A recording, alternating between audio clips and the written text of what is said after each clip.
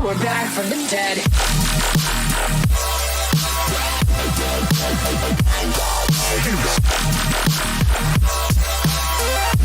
Hell yeah.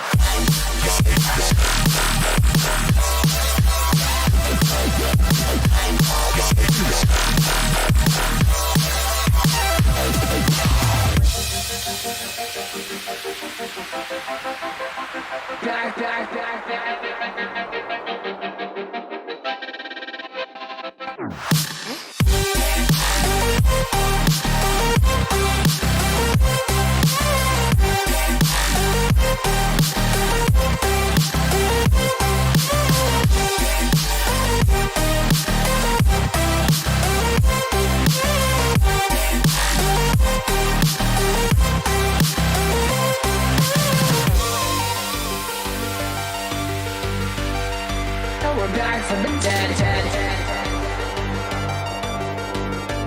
Are you ready?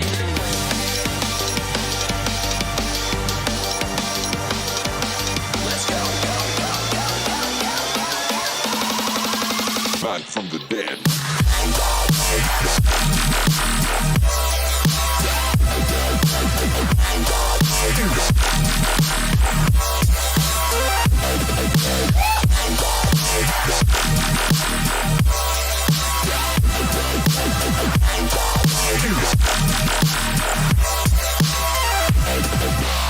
We're back from the dead.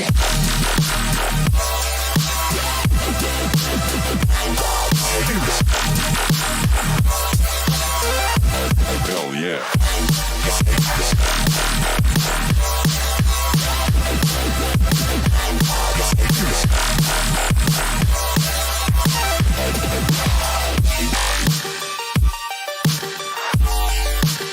We're back from the dead.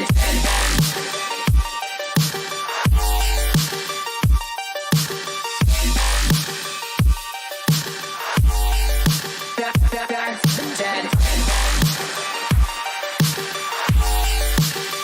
Back from the dead.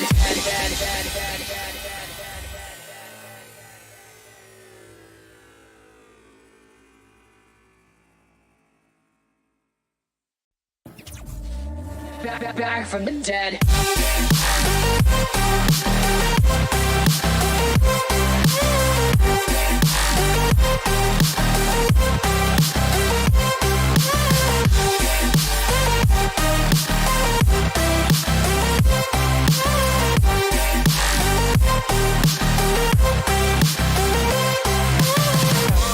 Ladies and gentlemen, you're all invited to go fucking mental on this motherfucking drop. The countdown has just begun. Are you ready?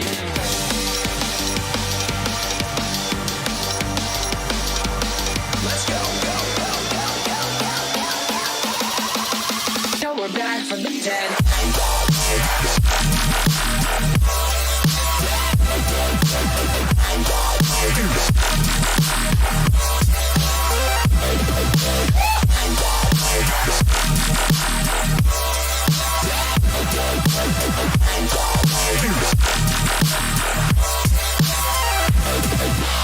We're back from the dead.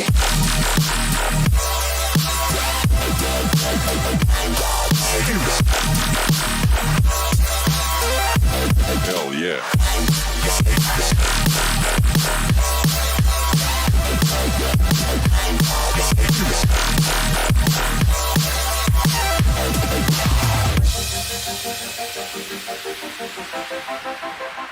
Back.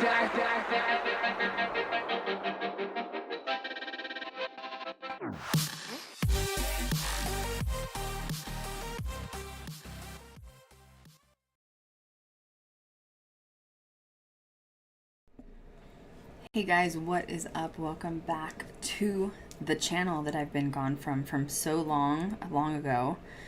This is a paranormal podcast for those of you that are brave enough to join the circle today with Kat and I. I just want to confirm with my team that all the channels are up and running before we get too far into this podcast. I'm just sending a quick text message out because I feel, a little out of it. It's been a minute. It's been quite a while.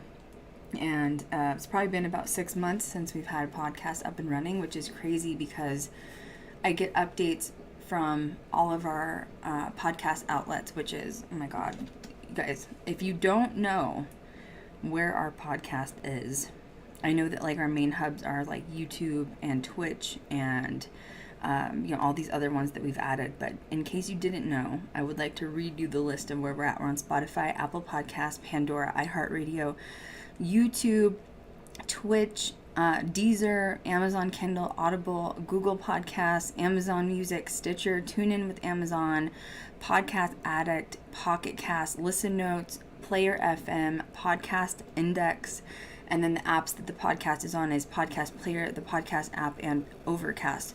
So you can literally find us on any of those apps. And and we've just added a new one.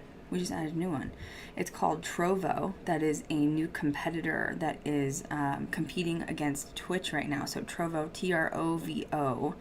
And yeah, you can find it all on ghostgirldiaries.com, and we're literally everywhere. But anyway, even the 6 months that we took off, have been getting updates this whole time that like people are still downloading our podcast, and we've surpassed, like we get these congratulations. I think that we're one of the top rated podcasts on Apple iTunes and on Amazon, which is crazy. It's really crazy.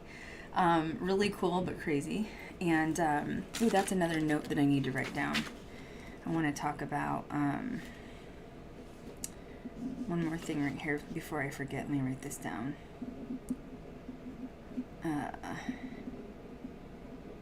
There, I don't want to, I'm trying to cover questions because, you guys have been sending us questions for months.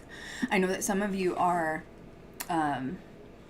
following me on Instagram, which is the perfect place where I update everything on my stories, and I know some of you haven't been.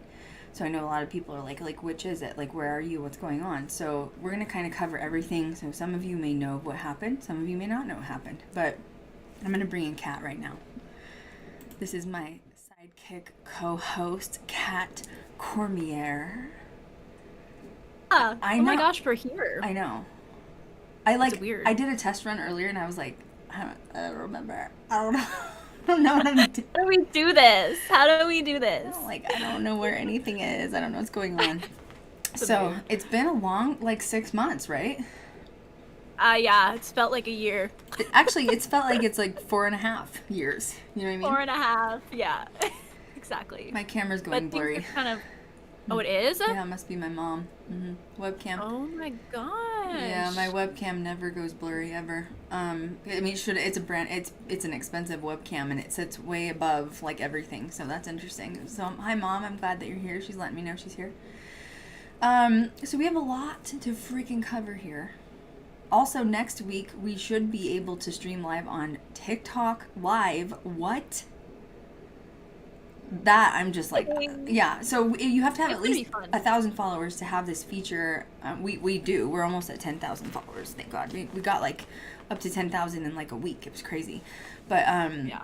We for some reason don't have the link to be able to put our live feed in it. So I had to send a ticket in to TikTok. But anyway, it should be fixed next week. It's too bad it couldn't be this week, but that's okay. Elfie gets to step in next week. She'll be on TikTok with me, so that's kind of cool. And it's your birthday next week, you know what I'm saying? It is next Friday. It'll be the big 30. How do you feel about the dirty 30? I have mixed emotions. I'm clinging to the last of my 20s for dear life, but I've been hearing that 30s are really amazing. Oh my God, Josh is here. So, Josh is here. Hey! Oh my gosh, hi, Josh. Okay, Josh is our security. He's done security. Okay, wait a second. Josh is the longest running employee I've had. Yeah. It's crazy. Yeah. For the evil ex-employees that say I'm the worst devil to work for, I think Josh would disagree. I just don't get along with women. You know what I mean? That's a problem. Is girls are just catty and mean. But I think you, Elfie, and I are so dudeish that we're just dude, I don't even want a drama. I don't want to deal. We're very go with the flow and what's up, bro? Yeah. You know? So Josh, we love you so much. Josh is here. We're gonna talk about Josh later. He went with us to film our features. We have a lot to catch up on. There's a lot going on here. So much. Oh my God. So yeah, get ready because you need drinks. I have a Diet Coke here, right? This was I have some water. I have water. I have a giant jug of water. That's a good place to start. Let's talk about you and I. Over. No, we're gonna back it up even. Let's not start with the trauma. Let's not just jump into the I trauma. love how I just jumped to the trauma. Cat's like, get it over with. Just go. My Aries. And your Scorpio rising, just kill it off. My Scorpio's like, yeah, it's getting there. It's getting there. So backing up to, I would say like what? When did you get in with GGD? 2018, right? It'll be 4 years ago in July. Okay, so oh, hi Laura, thank you for the bits. We appreciate you. Thank you so much. So you come in and like we just became like really good friends instantly. It was really weird. And like a year or two into it, you and I start getting into like I feel like our spirituality changed a lot from when we first met. Like it started out with like, okay, the common bond was paranormal. And you were like being hired on to do the producer side of things and help me organize, which she's amazing, by the way. She's like totally my right hand man. I would die without Kat, honest to God. But like, so then it evolved even from there to like, we started getting into like light worker stuff. I feel like there's layers. There's like, you learn you're an empath, which we already knew we were empaths. And then empaths are kind of like unhealed light workers. And then you go into the light worker aspect. And then you even go above that, which is like starseeds. We got really into starseeds together. And we bonded over that. And we started researching starseeds. And then we both kind of figured out we were Lyrans. And don't, as if you're a fan out there, research it. Don't just say, oh, I'm a Lyran like Cat and Krystal. You need to find out what you are. Like, there's different characteristics and aspects to all starseeds. So, anyway, so we go into, like, the starseed thing and just kept getting deeper and deeper and deeper into this, like, spiritualism. And then all of a sudden we learn about shadow work. And simultaneously, not even really talking about it with each other, because once again, this is like a private journey of like evolving. We both decided to do shadow work separately but together. It was very strange. And at first we didn't even know each other. Like, we had learned about shadow work, but we hadn't really talked about it. But you started shadow work, I started shadow work. And then one day we were like, oh, so we're doing shadow work. And she was like, I'm doing shadow work. And it was like, what? Like, it was, so what shadow work is essentially healing all unhealed trauma, things that you kind of scoop under the rug that you don't want to face. It can be as deep as like molestation as a child, or your father leaving you as a kid and having unhealed abandonment issues, like any kind of wounds that you have as a child that you drag into your adult life that causes blockages in relationships. You've decided that you're literally going to grab the shadows by the arm and you're going to pull every single one of them out. And you're going to heal through those shadows. And it's traumatic. It's ongoing. Still. But it's a lot. It's very heavy. Mm-hmm. It's very, very heavy. And transparency is key. With yourself. Accountability is key when it comes to, forgiving yourself as well for past whatever. And, trust in a positive future, and you will be moving forward from all of this, even though it feels mucky. Well, and shadow work never ends. Like, you can't just say like, oh, I've been doing it for a year and it ends. Like, we still both have things that pop up, and you can revisit things and go backwards and go forward. So a lot of people, people are not usually cut out for shadow work. I preach it because I swear by it, because I wouldn't be where I am today without shadow work. You sort of it's like an onion. You peel back all the layers and all the damage that's ever been done to you, and you accept it, and you sort of learn to live within your shadow self. And then nothing can really hurt you or harm you again. So it's weird. I don't know how to explain it. I think that's a pretty good way to explain it. It is. And therapy is huge. Mm-hmm. Absolutely huge in the process as well. Yeah, there's times you need group therapy. There's times you need individual therapy. There's times you don't need therapy at all. There's times that you just need your friends and people supporting you there. And unfortunately, as this happens, when you start to shed these old versions of yourself, your circle of friends just gets smaller and smaller and smaller and smaller. So essentially, where I'm going with this is, yes, of course, I'm preaching shadow work, but only do it if you've done enough research. Don't just take this little blurb that Kat and I've talked about. I do talk about it in my book, shameless plug, Ghost Girl Diaries. You can get it on Amazon. Oh, wait. What? Ghost Girl Diaries. Jesus. On Amazon. Ding. That was really good. That was like really good. You know what I mean? It's right on top of my film book. Wow. You got me. That was like, she was And my ready. Zen garden. She was ready to ready. go. From them. So long story short is that you and I both also talked openly about having body dysmorphia. You and I Oh, both horrible. talked. Kat's like, oh, that's another demon. You don't talk about it. Every day. No, yeah. Why am I laughing? No, but also like a body image and eating disorders. We both suffered from eating disorders, and when you go through shadow work, you sort of you're healing the inside and then you heal the outside, because I think that you're not going to be able to heal the outside till the inside's healed. So we were both able to overcome our eating disorders, and we've both lost a freaking ton of weight. Pretty amazing. Because, I mean, I've talked about it on social media, but Kat hasn't talked about hers, but she's lost a ton of weight, too. She just hasn't talked about it. She's a Scorpio rising. She's very private. Sorry if I threw you under the bus. No, that's okay. But it's just something to be proud of. Proud of And it. so, yeah. So, I mean, it's interesting because for all the trauma and the things that we went through, because really Kat went through this with me, too. She had her own trauma, but I also had mine. We went through it together.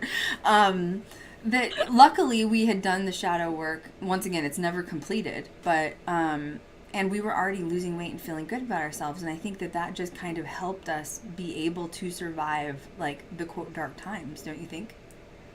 I agree. And, you know, in prior conversations, Krystal and I have had, you know, heavy conversation about this and like weight and like weight loss and all of that.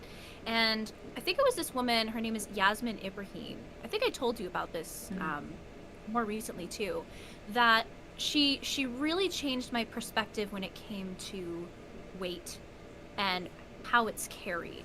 Because people think of it as the physical, which it is, and it absolutely is. But it is also energetic. And when you're an empath and you're a giver and you care for people, we carry other people's baggage and we carry their energy, which can transmute into weight, quite literally.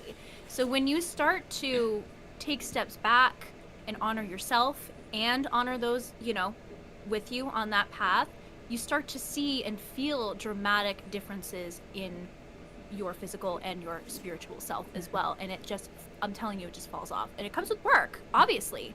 But that was a huge shift in my brain hearing that, because I'd never heard something like that before. And it really just takes it out of yourself and out of like the physical into something more. And that's really what catapulted me into mine as well, and just to feel better. The shadow work too. I heard a spiritualist talking the other day. I can't remember who this was, but I study spiritualism. I just study these people that have these things to say, and they said, whoever this was said, you know, you're born into this planet, this innocent little creature. You're just like a little egg, literally. You're a little eggy. And you were literally one of millions chosen to be born. So, like, you're rare. You're special. Every one of us is very special. Like, there's one of us, and that's it.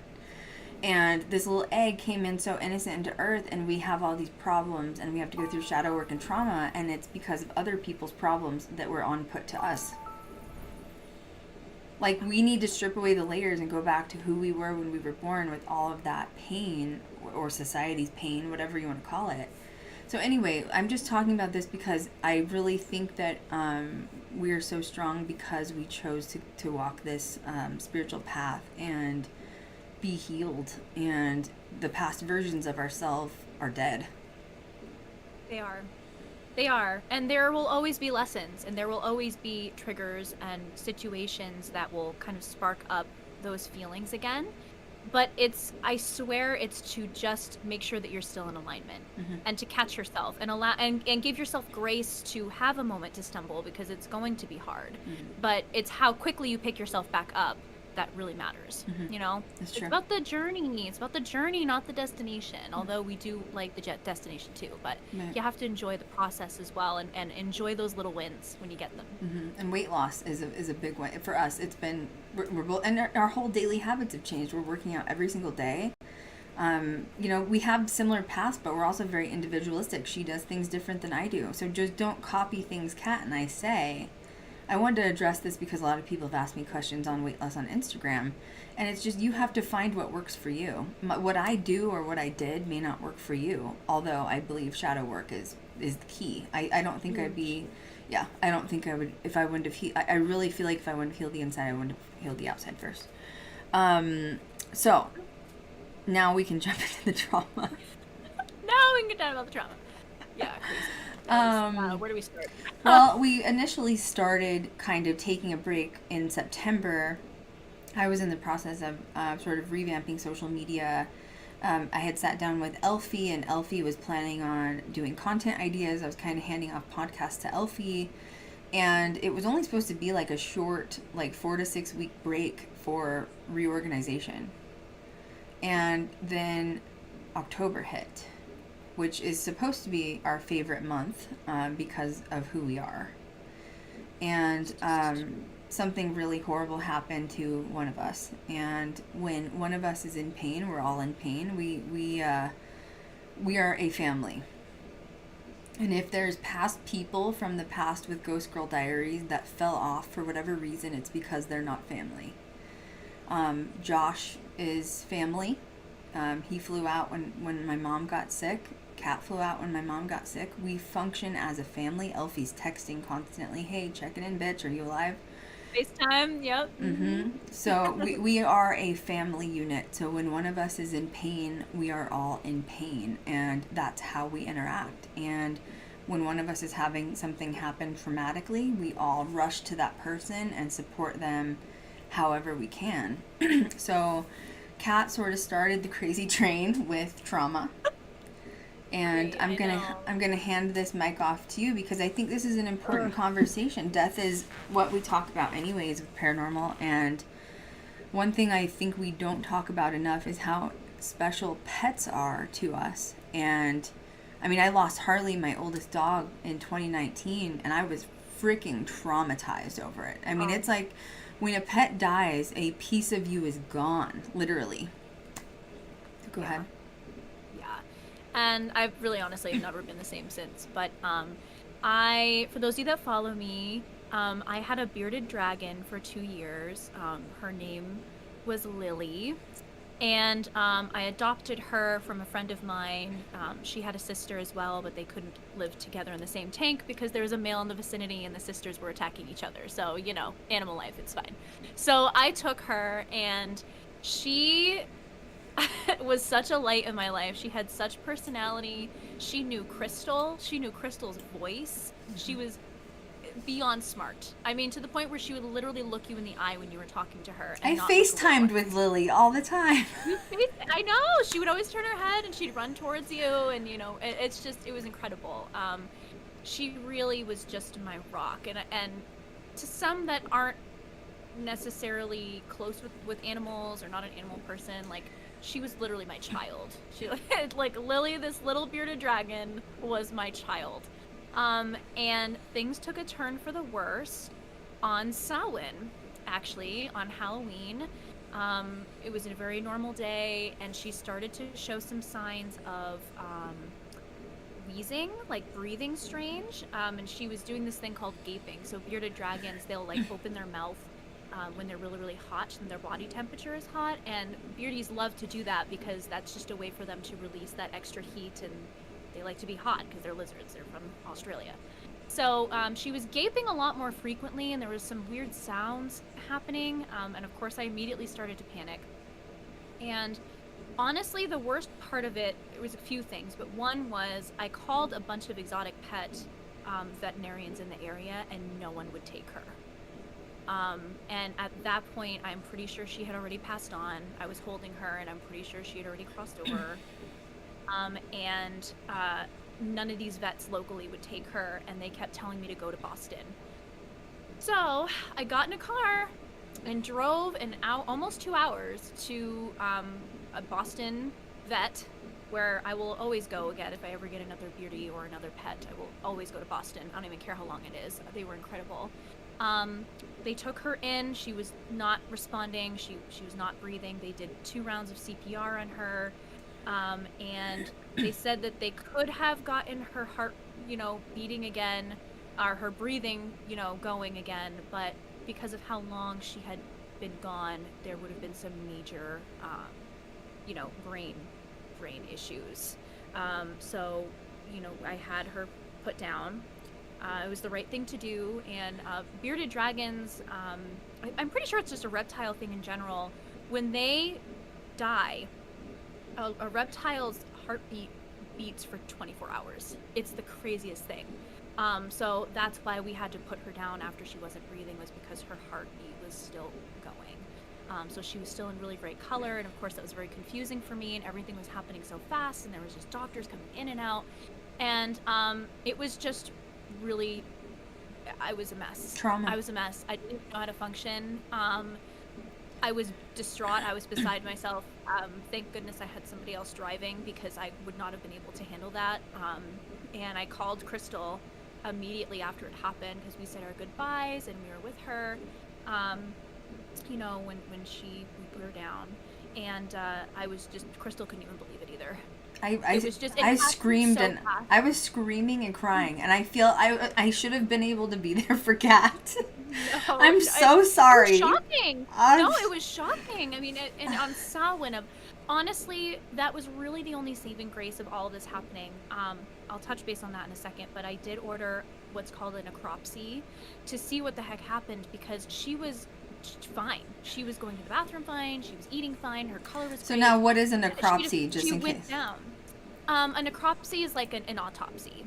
So they did an autopsy on her for, I don't know if it's for animals or reptiles specifically, but I ordered one to see what happened, because she was in perfect health. I of course, as a pet parent, I blamed myself. What did I do? Did I feed her something wrong? She's so small. Did she break something? Like, what happened?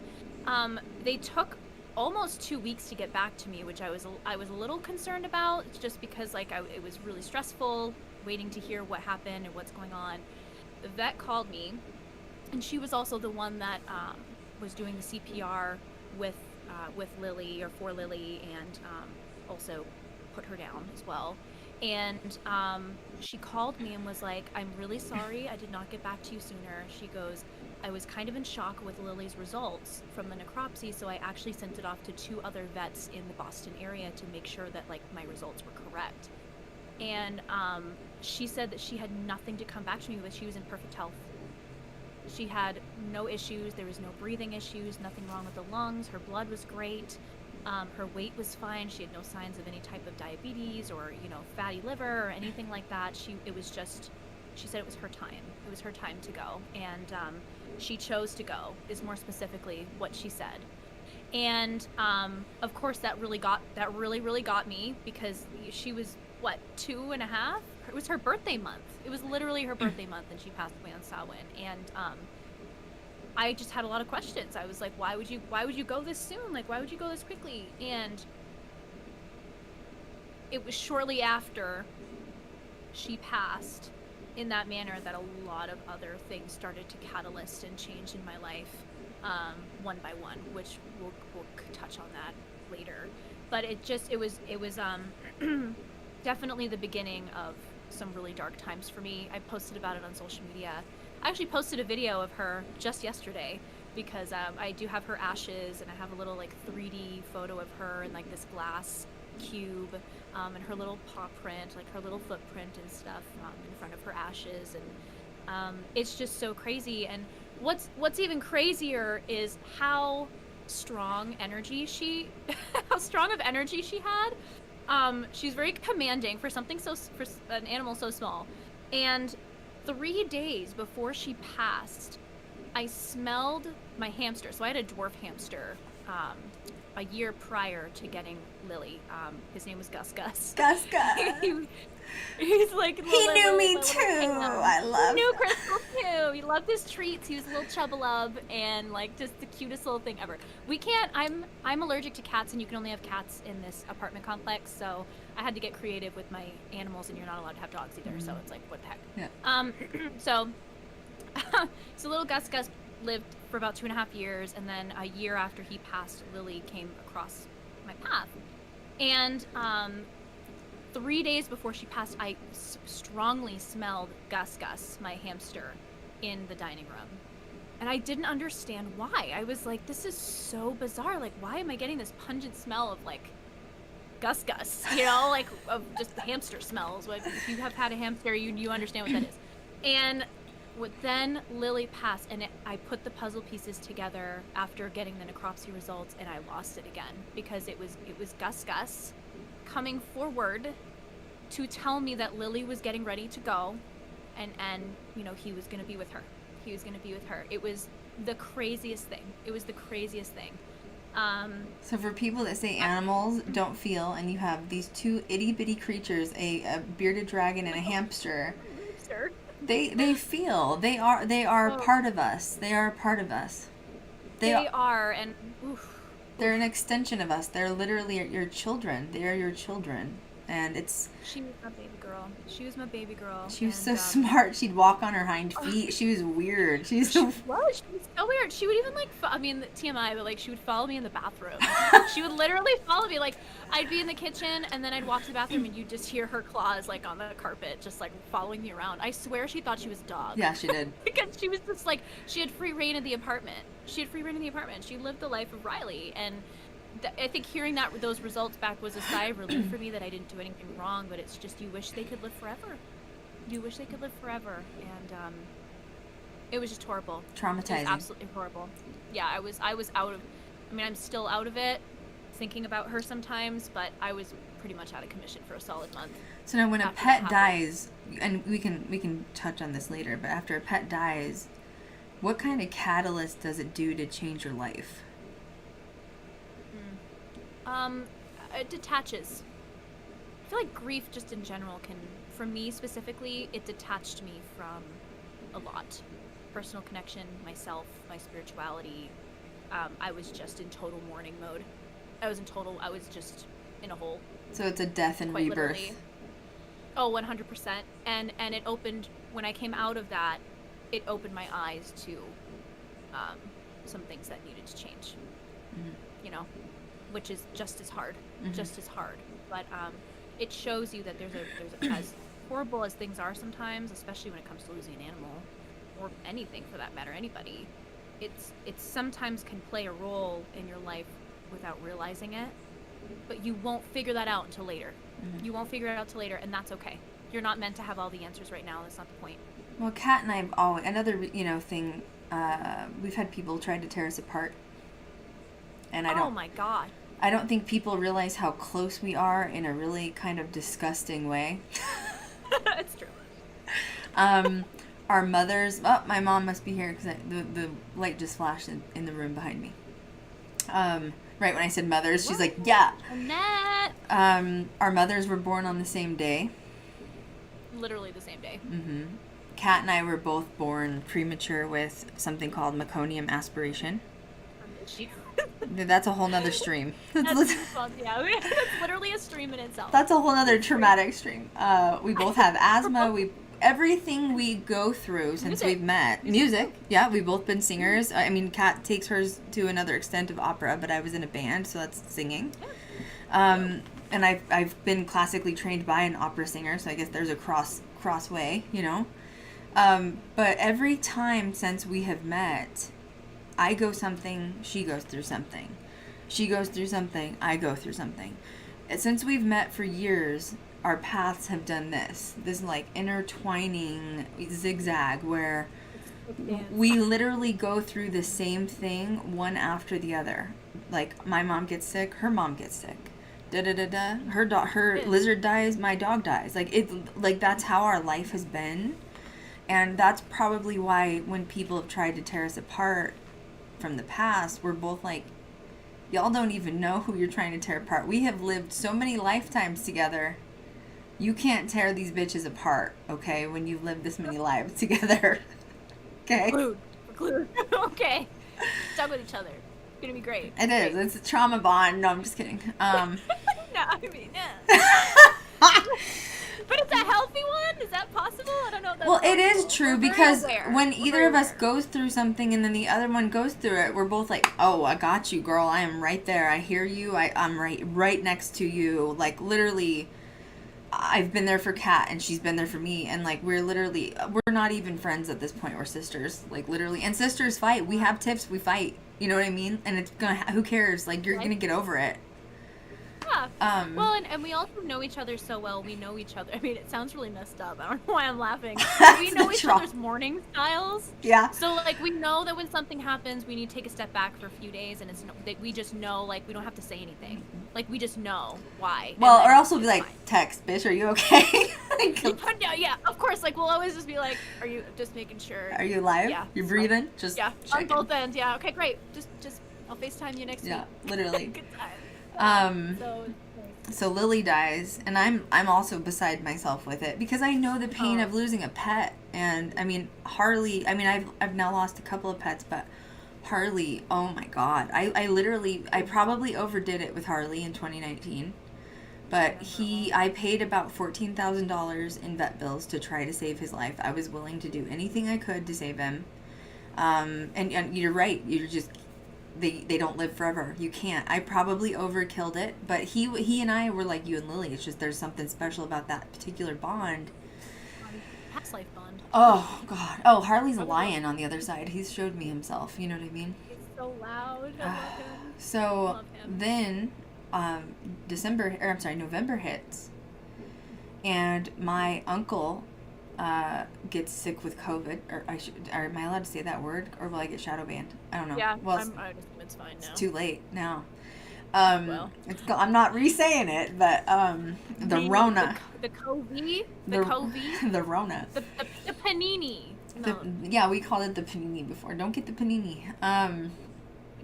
He got it. He was older, in his 70s, and he invited over a family member who had it, and he got it, and within a week he was dead. And that uncle was an uncle that raised me, essentially. He's the only man that raised me other than my godfather. And that was my aunt's husband, so he's not by blood, but he's by marriage. And no one saw that one coming. Great man. Yeah, I mean, military, he's a Navy veteran, and yeah, that was weird. Didn't see that one happening. So now we're just gonna start processing trauma here. So I just needed, like, each of these things happened. I mean, I know I'm not directly with Lily, but I needed time to heal from that too. That once again, we're a family unit. So when one of us is processing, we're all processing. So then at the end of November, my oldest dog now at the time is Diva, who's 17. She was like, bitch, you can't get rid of me. I'm gonna live forever. Oh my gosh, she's so cute. Yeah, she was a Chiweenie, which is Wiener Dachshund mix. She's been battling cancer for a while, for about a year, I'd say, and I've had multiple surgeries done to remove the tumors, and I just got to a point where I knew that we can't keep putting her under anesthesia at her age. She's 17. I noticed that the previous surgery, which I had done over summer, June, July, was just a lot on her. And I just knew that if the tumor came back again, we couldn't keep this up. And so I kind of knew she was going into what I call animal hospice care at the end of November. And I took care of her. I was force feeding her 3 to 4 times a day for a few weeks. I wasn't ready to put her down yet. I just knew when the day came that I would know. I'm very in tune spiritually in communication with my animals, and I knew that she would tell me. And on December 4th, she looked at me and said, "Mom, it's time to go home." And oh no, here goes the crying. Here we go. I told you. Sorry. Gosh. I'm sorry. It was a lot. Yeah, just, I've been force feeding her and taking care of her, and now it's like Lily dies and then Diva dies, and it's just like, whoa, like my uncle's gone. It's like, whoa, too much death. We're done with death. It's just too much. And Diva was, oh my god, she was my crochet partner. She would lie on my lap whenever I was over at Krystal's house, and she would just chill there while I was crocheting. I made her a blanket and everything. Yeah. Yeah, she was like she loved like the old lady stuff. She'd sit there and hang out with you while you knitted. She was my cat. She was like the old lady cat, old lady that knits them. She was like my cat. She loved it. She loved you, and it's weird because my Diva was very snotty. She's a Chiweenie mix, and she's just a snot. She didn't like people. She was very particular with who she liked. And when the first time Kat came over and sat down, didn't it? Here comes Diva and sits right in her lap, and I'm like, okay, this is weird. Because Diva just, like, hates everybody. Like, she lives up to her name, Diva, you know what I mean? And, nope, she loved Kat, yeah, and so that was just, cancer sucks. That's all. Cancer sucks because it's, like, doesn't matter what kind of money you have. If you're rich or poor, you can't battle it, you know what I mean? So it was her time, and so that was really, really effed up and traumatic, especially when you've had a pet for 17 years. That's a long time. 2 years is a long time for Lily, too, but 17 years is like a child. Like a... Oh, of course. Like teenager, yeah. It's never enough. Mm-mm. It's never enough, no matter how long or how short. Mm-mm. It's never... It will never be enough. Well, just the weird things you don't hear, like you said, Lily following you in the bathroom, listening to those pitter-patters.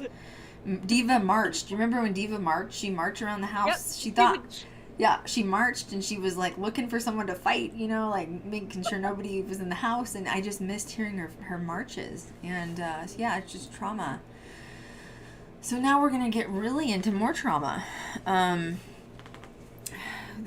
got hit a lot with a lot of trauma back to back. And so 2 days after my dog passes, I didn't get a break. 2 days after, my mother starts to get sick. And I was trying to think of somebody who I can describe my relationship with her. A lot of people make fun of the Kardashians because they're so close with Kris Jenner. They don't understand that closeness dynamic, because a lot of people aren't close with their parents, and they're like, oh, it's just your mom and dad. Like, it hurts, but it's just not like a spouse or a soulmate. But my mother and I were close, like the Kardashians are with their mom. My mom was just like Kris Jenner. She would release my sex tape if that's what it took to get me famous. Yeah, and I don't mean that negatively. I just mean she would, if whatever it took for me, she would do it. And your best friend. Yeah, she was my best friend. And I did do a podcast with her in September, and for some reason it's missing, and I just haven't gone through my archives to try to find it yet. It's very painful still that this all happened. But my mom and I, she was my biggest fan. She's my best friend. There's something very unique about a only child, only mother relationship. So I don't have any siblings, and my father left when I was 8. So he was not very involved in my life very much. Even before he left, he was not very involved in my life. And so my mom did it on her own. And this is her when she's very strong. This is her when she was young.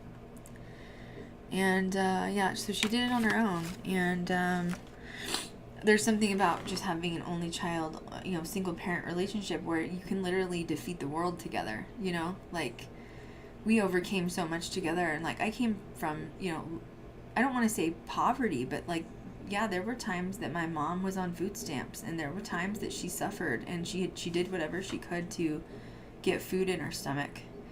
And not having my dad there for not only financial support but emotional support. And she was amazing, and she worked really hard, worked a lot of jobs just to make sure she could get me to survive. She had me in the best schools. I was a singer, and I played piano, and so she just supported me no matter what I did. So 2 days after Diva got sick, which is December 6th, she got a infection in her intestines, and they think that it sprung from her doctor possibly giving her too strong of a medication for her body, because my mom was very petite. She was like 5'1", 130 pounds. She was just tiny, short, tiny. And so this illness is called C. diff, and it's actually can be quite fatal in people if they don't get it treated right away. There's like a 70% fatality rate if you don't get into the hospital right away. And she was really sick, and just she didn't want to go in for 2 days, and she kept crying to me, and she kept saying, Krystal, I don't want to go to the hospital because I'm afraid if I go to the hospital I'm gonna die. And I said, God, Mom, like, it's so dark. Like, but, like, you're so sick. You're at a point that I can't help you. You're going to have to go in. Something's wrong, and I don't know what it is. And thank God, because C. diff is something you have to be put on long-term IV antibiotics for. That's how serious it is. So we got her into the hospital, and it was a really poor experience at the first hospital. She kind of just suffered neglect after neglect after neglect. The first hospital that we took her to was called Spring Valley Hospital. It's in Las Vegas. And we went to that particular hospital because that is where her heart surgeon works out of. So she just wanted to be near her heart surgeon. So I respected that. Even though it's not one of the best hospitals, I decided to go ahead and agree to it because of her heart doctor. And it was just really... The C. diff is really contagious, so you have to gown up before you go in and sanitize. And the nurses just didn't want to check on her because they didn't want to have to go out of their way to actually sanitize and clean up. And it's like, I'm sorry, but it's your effing job as a nurse. Your job. So they would literally just neglect her. They wouldn't go in for days. So I literally lived at the hospital, and I was the one taking care of her in the hospital. I was doing the nurse's job from 9 a.m. till 8 o'clock at night when visiting hours were over, essentially. Literally, they wouldn't even clean her up because sometimes C. diff can cause, like, diarrhea and stuff like that. They wouldn't clean her up. The nurses wouldn't touch her. They wouldn't help her, change her bedding, nothing. So after she was there for a couple weeks, I ended up getting a hold of the nurses.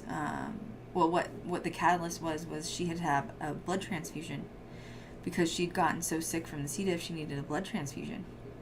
And her nurse came in, and I don't know what he did, but it took 2 days to get the blood transfusion approved, which is not good, by the way. If you need a transfusion, you need it done quickly. For some reason, it took 2 days. So they finally get the blood bag up there, and the freaking... I'm sorry, I'm trying not to cuss because it makes me so angry. The freaking nurse punctures the blood bag somehow when he's going to insert it into her IV, and it looks like a fucking horror movie. Blood just explodes all over the freaking room. I sent Kat pictures so she saw it. It was bad. Unreal. Unreal. Honestly, it just seemed a little intentional to me. And they got another blood bag. The problem is that now she has this donor's blood everywhere. I'm talking everywhere. It was on the floor, on her bedding. It didn't hit her skin or her head or anything, but it was everywhere. Dripping blood. It looked like a horror movie. And they let it sit there for 2 days. They didn't clean it up. Nobody came in to clean it up because she had C. diff. So she sat in this blood room, and I was throwing an absolute hissy. I was so pissed off. I was so mad. I was sending pictures all over the place to all these executives, and finally the nurse director comes down, and she's like, oh my God, this is horrible. And I'm like, yeah, I know. And so she came in immediately and cleaned it up, and then they had my mom on 24-hour watch after that with only the best nurses. But it's a shame that it got to that point. Shouldn't have gotten to that point. No. Period. So, moving forward, I healed her back to health. She got rid of the C. diff, but she was really, really weak. And she needed to go into some sort of like a rehab facility to get stronger and do arm work. And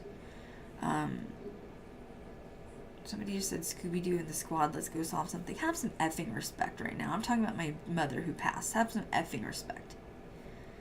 Anyway, sorry. It's just not, you don't want to mess with a healed starseed, you know what I'm saying?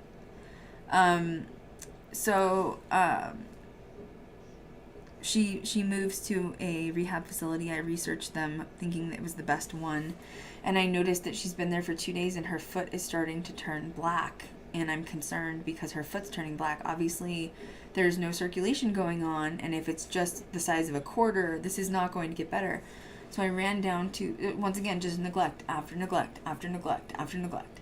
So I run down to the nursing staff, and I'm like, someone needs to give her like an ultrasound or something on her foot. I don't know if she's not getting blood circulation, but like, this is an emergency. Her foot's turning black. This is not good. And they ended up letting her sit there for 2 days. Didn't do anything. Finally said, oh, well, the doctor will be here in a week. They can check it. I'm like, she's not going to sit here for a week. She's not going to sit here for a week. There's no way in hell she's going to sit here for a week. her foot could be black by then. Like, that means no circulation. This is traumatizing. And so I immediately went and called 911, and I had her transported to what I thought was a decent hospital in Las Vegas. It's called Summerlin Hospital. So we transport her to Summerlin Hospital. Remember, she's very weak. She's just survived this, like, really horrible infection. And she gets to Summerlin Hospital. Now, why did I choose Summerlin Hospital? Well, it's a bougie area. You know, I'm just going to be real. There's two bougie areas. I lived in Southern Highlands before this, which is a very bougie area with golf courses and cats on my house. I lived in a mini mansion. And then I just recently moved to Summerlin, and it's a bougie area, and I've always wanted to live in Summerlin. So I took her to Summerlin Hospital. That's where, you know, it's the rich side of town. I was hoping that it was going to be the better hospital. And so we get her into the emergency room, and they basically check her foot, and they're, like, really concerned because there's just no pulse in her foot, and she's sat there for too long. She only sat there for 2 days, but it was 2 days too many. And they said that if she would have gotten in immediately, we may have been able to control this. But since it hadn't, whatever happened, she was getting no blood circulation to her foot, and she was going to have it amputated. So she basically was given two choices. She was given a choice of either have the leg amputated or go into a nursing facility and die a slow, painful death from sepsis. And we both just sat there in disbelief and couldn't believe what was happening. If she probably would have gotten in 1 day sooner and the nursing staff would have paid attention and done something, we may have been able to save it. But it is what it is. And of course, I only naturally have guilt for not taking her in sooner. But I thought to myself, for God's sake, she's in here in one of the bougiest rehab facilities for sure with all these doctors. It was very expensive for her to be there. They're not going to neglect her, are they? Oh, they did. So my mom sits there and talks to the doctor, and the doctor says, so what's your choice? You either have your leg amputated from the knee down, or you die of sepsis. What's your choice? And she said, I don't want to die. She said, I have one child, and she's done amazing things with this thing called Ghost Girl Diaries. I'm laughing because I can hear the conversation she had with the doctor, and she says, no, you should see what my daughter's done, and I can't die because she's done some amazing things in her life, and I have to be there for her to see what she does next. And I couldn't believe my mother was choosing to have her leg amputated to choose to live for me. And She's so strong. she's a strong bitch. So strong. And so the doctor said, okay, well, we're gonna have to schedule your amputation, and you can get a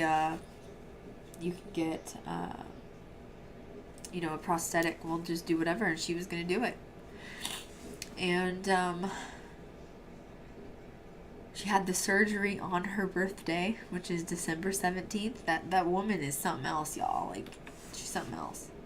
She went in on her birthday, and she came out. She did great. She did amazing. She had the surgery and had her leg amputated. Didn't give a shit. I didn't hear her complain once. I didn't hear her complain about it once. She didn't. So, the path to healing takes a minute. And she, imagine having an amputation, what that feels like, is all I have to say. It's a very painful, extremely painful process. And what started happening like 2 days after she got out of the surgery, 2 days is not enough time to heal from an amputation, by the way. The nurses started withholding her pain medication. And this is a whole nother hospital now, remember. She's calling me screaming and crying in horrible pain, excruciating pain, saying that it literally feels like they're still cutting her leg off. She's like, I can still feel the saw even though she was out in anesthesia. And I'm like throwing an absolute hissy fit. I am just losing my shit with all these nurses because I'm like, I don't understand why she's not getting her pain medication. there's a story behind that. But hang on, I'm trying to find the name of this person really quickly in my phone. Just because I want to give receipts so that people know that I didn't make this up. Looks like my mom's here. She's still flashing the light behind me. Whoa. Yeah, it's really intense back there. Hang on, I'm trying to find this particular card of this woman. So anyway, I finally get a hold of this woman, and her name is Laura. And Laura is the nurse. Oh, here it is. I have it right here. Here's the card. Let's see if I can get a shot of it up here. Summerlin Hospital. This is this woman's card. And her name is Lauren Manoria. Lauren, Lauren, Manoria, Maniora. She's an MSN RN NE-BC nurse manager of 5 West. So just so everybody can see that I'm not making that up, and you can see it. She gave me this card. Okay, so that's receipts. So anyway, I'm complaining to Lauren. Why is she not getting her her medication? Well, in the computer, they were marking that they gave her the medication, and we found out that the nurses were stealing her pain medication and not giving it to her, and they were keeping it and pocketing it. So you have this elderly woman who's in her early 70s who's literally being withheld pain medication because your nurses are addicts and or drug dealers. And I've found out about it. So now everybody's pissed. I've just blown this whole operation they have going on of stealing people's pain medication. There was an investigation. Oh yeah, there was an investigation that happened. There was, and I was the one that blew it open because I was like, no, my mother's not gonna. Because what was happening is they couldn't give her another dose of pain medication because it was already marked in the computer that she got it.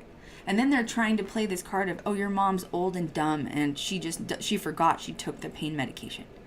I'm like, are you oh, it's elder abuse. It was crazy. It was insane.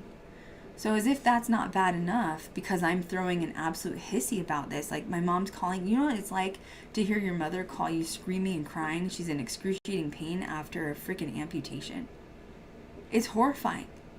They couldn't hear her. They would ignore her. They weren't coming in to check on her. She had her nurses laid on. They ignored her. They didn't come in. So she'd have to call me. And I was literally having to go up the chain in the hospital, Summerlin Hospital in Las Vegas, to try to figure out who to call. I don't even know how many phone calls I made to try to unfuck this whole situation. So anyway, this Laura...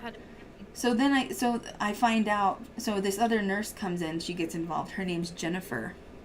Jennifer ends up going in the computer and looks at my mom's profile and says, oh, the nurse manager Lauren that you met and you have her card for? She put a note in your mother's profile that says, do not go in and help the patient because the family is unruly and they just want to fight with you and they're just angry all the time. The nurse manager put a note in my mother's profile to not attend to the patient if she was crying out in pain and to not listen to the family's requests and demands.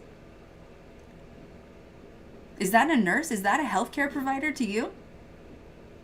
It's just a nightmare. A patient's had an amputation, and because I blew your drug operation, you're going to put a note in my mom's profile to not help her and let her sit there in excruciating pain when she's had one of the most traumatizing surgeries you can have? Y'all are evil. Y'all are evil scumbags. No soul. For real. No empathy. Nothing. So, my mom is sitting there just in horrible pain, and one nurse in particular, this is around the 27th, 28th of December. One nurse, this is a freaking horror story to tell. This is a freaking horror story. One nurse gets busted for stealing my mother's pain medication. One nurse in particular. They demoted her, didn't they? They removed her from patient care, is what I was told. Okay. So this nurse got in trouble for stealing my mom. They busted whoever the main one was. On the night of the 28th to the 29th, so technically at about 4 a.m, my mother calls me and puts me on speakerphone and tells me to just shut up and listen to what's happening. The nurse that got demoted or in trouble for stealing my mom's pain medication is in my mother's room. And she snuck in while my mom was asleep, because remember, she's been removed from patient care, so she's not supposed to be in my mom's room. She probably got in trouble for stealing the narcotics. She has now injected my mother's IV with an unknown substance. And within hours, my mother is not able to breathe.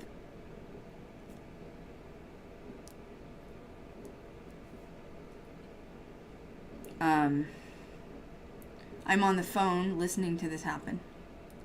What happened was the nurse injected my mother, and the charge nurse named John walks in and finds out she's injected my mother with an unknown substance. And what I listened to was a 15-minute screaming match between John, the charge nurse, and the nurse that got in trouble. Because he's saying, you should never inject a patient with a medication that's not prescribed to them. By the way, we've never figured out what that medication was.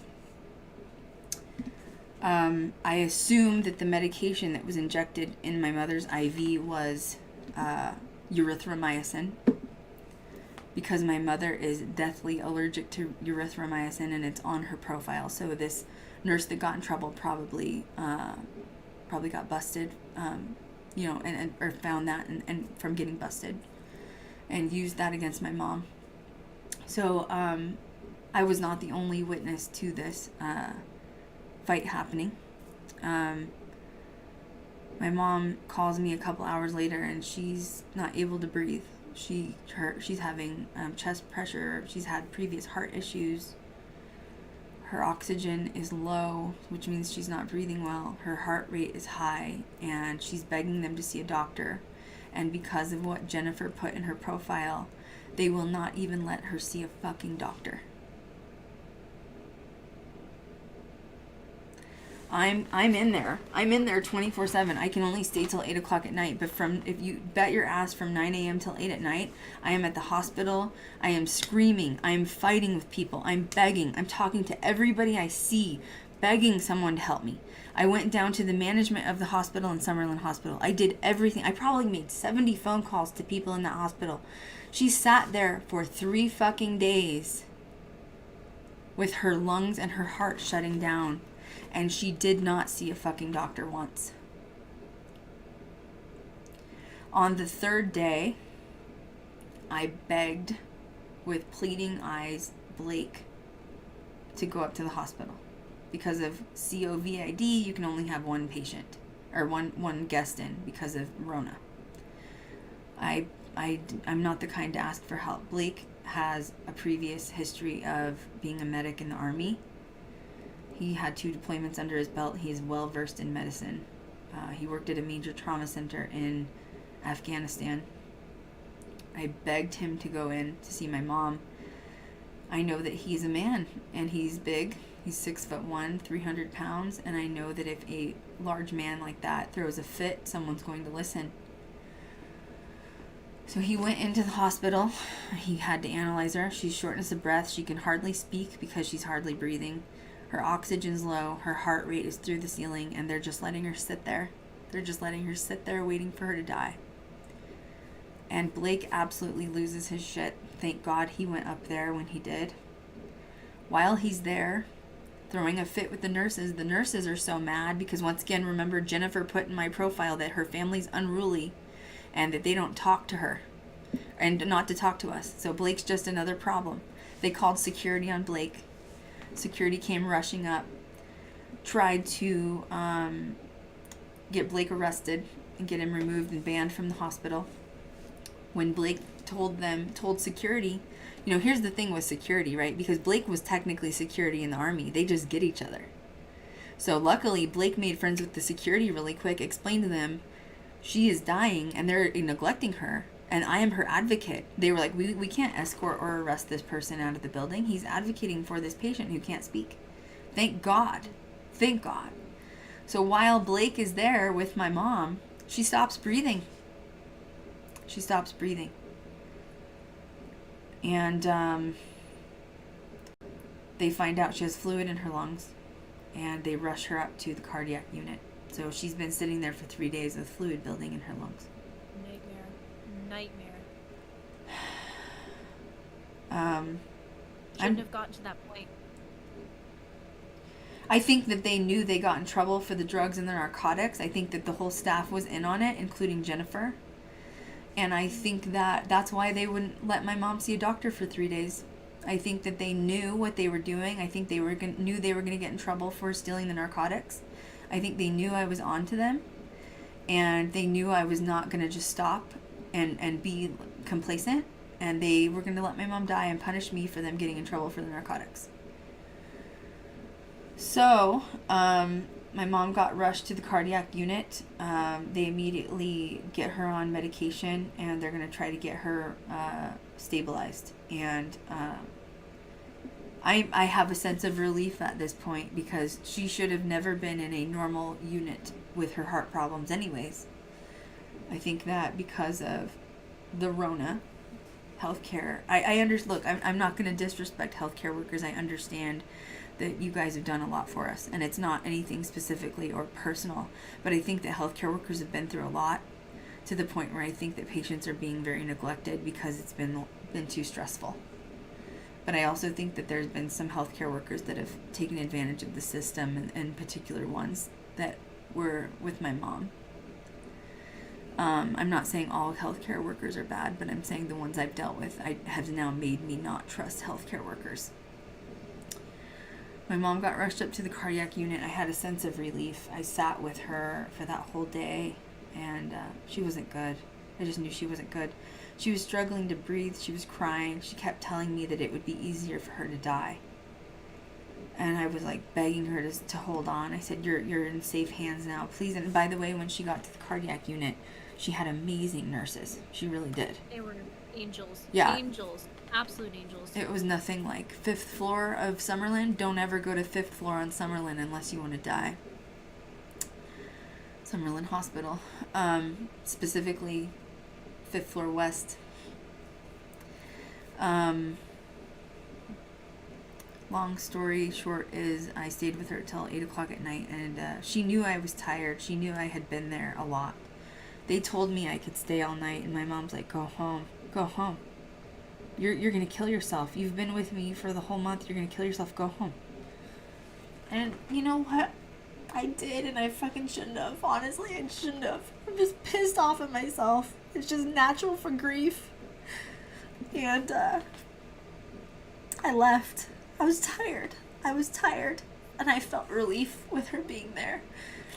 And I got a phone call at 5:04 a.m. on December 29th that she'd had a massive heart attack. She had a stroke, and she'd coded for 14 minutes. And, they got her heart beating again. But you don't want to code past 10 minutes. If you code past 10 minutes, you're in trouble. You're in trouble. And she'd coded before, you know. She'd coded before on the heart table when she had her triple bypass. She was put on life support. The first day she was conscious. I posted videos on my Instagram of her responding to me, squeezing my hand and kicking her foot when I would ask her questions the first day she was conscious. She was on life support for 11 days.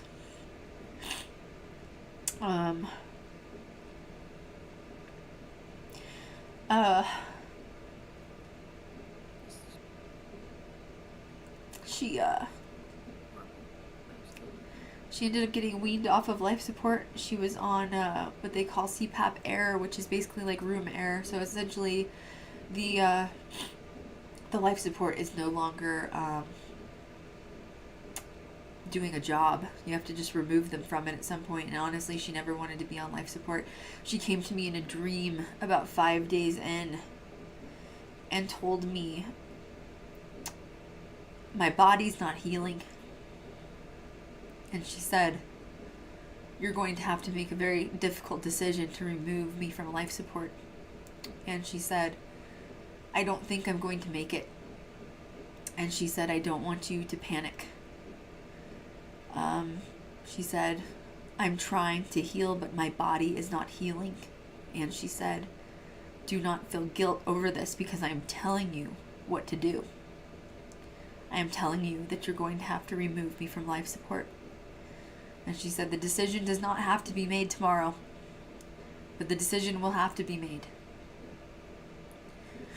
And I woke up the next day remembering. And I went in and they were running tests and brain scans. If you code past 10 minutes, there's a 98% chance you have brain damage. For some reason, she was not showing brain damage. So strong. So resilient. She was not showing brain damage. They couldn't figure it out. They were shocked. Constant over and over. Yeah, just disbelief. The doctors couldn't believe it. You know, they did all these brain scans and they just not showing any trauma. It was very strange. And she's so strong. she's a badass. Not conscious though. Her eyes were open sometimes. She was uncomfortable with the tube down her throat. You know, and you know, it's just none of my business what people decide. But let me tell you, after seeing my mother on life support on 11 days, you don't want your family like that. It's a plastic tube that goes in your throat. It's a ventilator, and the damage that it does to your esophagus is horrible. So I'm going to be changing my will and testament as well, and making sure that if I'm on life support, it needs to be for under 10 days or even less than that, because it messes you up. They had to take the tube out. She was coughing up blood, and it was just horrible to watch. You just don't put someone through it. Don't put yourself through it. I don't want to be like that. If I'm at that point, I'm going to go. I'm going to go home. I'm done. My body's done. So anyway, they had her on CPAP air for 2 days. She was breathing on her own. And I was with her, you know, as long as I could be. I held her hand. I talked, cried. I was there every minute that I could be. I was with her for every second. We talked about when I was little and all the struggles we had been through. And my father left when I was 8. And I've forgiven him since, but he was a real piece of shit. My mother had 2 vehicles when I was little, and he moved away with his mistress when I was 8, and the night that he moved, he took both cars with him and left my mother without a vehicle when I was 8 years old. And my mother and I, for years, had no vehicle and walked everywhere. We walked in snowstorms together. And I was little, and I remember having my snow boots on and just trying to keep up with my mom, and you know, like, we can do anything together. And those were the stories I was telling her. I was like, if we can make it through all those snowstorms together walking, we can make it through this. We've made it through so much worse. We can keep going. We made it through all the snowstorms together. We can make it through this. And you know, we were just so close. We were best friends. We weren't mother and daughter. We're best friends. I assume we've lived many lives together. And she was on room air for 2 days, and I spent every minute with her, and we shared memories and talked, and I took pictures. And I swear sometimes she would respond by looking at me or blinking, but I knew that she wasn't there. It was just her vessel. It was just her fucking vessel. She was gone. She'd already been gone. If she was there, then her soul was in the room with me. It wasn't her body. And I said, don't do this to me. I said, I know when I leave, you're going to freaking die. You're gonna do it when I'm gone. I just know how you are. You're so strong, and you don't ever want me to be affected, and you're gonna do it when I'm gone. And I said, don't do that to me. Don't do that to me. The first day taking someone off life support is horrible because you wait for them to die. If they've been on it for that long, you wait for them to stop breathing. And so the doctor had told me the day they took her off life support to make sure that I could be there all day, and she did not die. She was like, nope, not going yet, sorry. And I remember you called me and telling me those things too. You just felt like she was gonna go when you weren't there. And they had to suction her from, just the coughing up from just the esophagus being destroyed. And,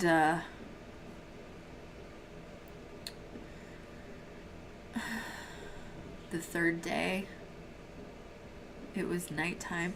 I left the hospital at 8 o'clock. That's visiting hours. And I got the phone call at 9:01 p.m. 61 minutes after I had left that she died. And I was pissed at her. I was so mad at her. I was like, I knew you were going to do this when I was gone. I knew you wouldn't do it while I was here. I freaking knew it. And, I raced back up to the hospital. I got to see her. And then shit got dark again. You're dealing with trauma of someone dying who was literally murdered by the nurses. And, she was murdered. My mother was murdered by the nursing staff. 100%. She was injected, and she was neglected, and she was murdered. And I will stand by that, and I will stand on that hill till the day I die. Because she survived the amputations, she survived the C. diff, she was fine. In fact, by the time she had gotten the injection from that stupid nurse that killed her, her amputation had fully healed. It makes me fucking sick that she made it through C. diff and made it through the amputation and died at the hands of some psychotic nurse. Psychotic nurse. Absolutely psychotic.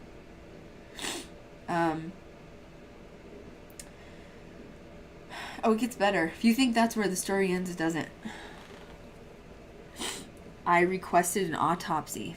And when that happens in Vegas, you have to tell the nursing staff you request an autopsy. I wanted to see if I had talked to my attorney. And my attorney said if she'd been injected, we can do some sort of a blood report, toxicology, to see if whatever's in there is still there. And so I requested an autopsy to be done. And then when you request an autopsy, you have to fill out a form. And you have to tell them why you're requesting this autopsy. And then I had planned and arranged for a certain funeral home to pick up the body, and they transport it to the coroner and all that stuff. And so I left, and they said, obviously I told the nurses, why I was requesting the autopsy. And legally they were supposed to get the coroner involved. When someone requests it, you respect it, period. Well, guess where she died? She died on 5th floor. They had transported her back to 5th floor. And I think that whole nursing staff was all in cahoots. She wasn't in 5th West, but she was back on 5th floor. And I told them that she was injected by a nurse on 5th floor. And the coroner never gets a phone call. The coroner never gets involved, and an autopsy is never done. In fact, the funeral home doesn't pick her up, and her body becomes lost.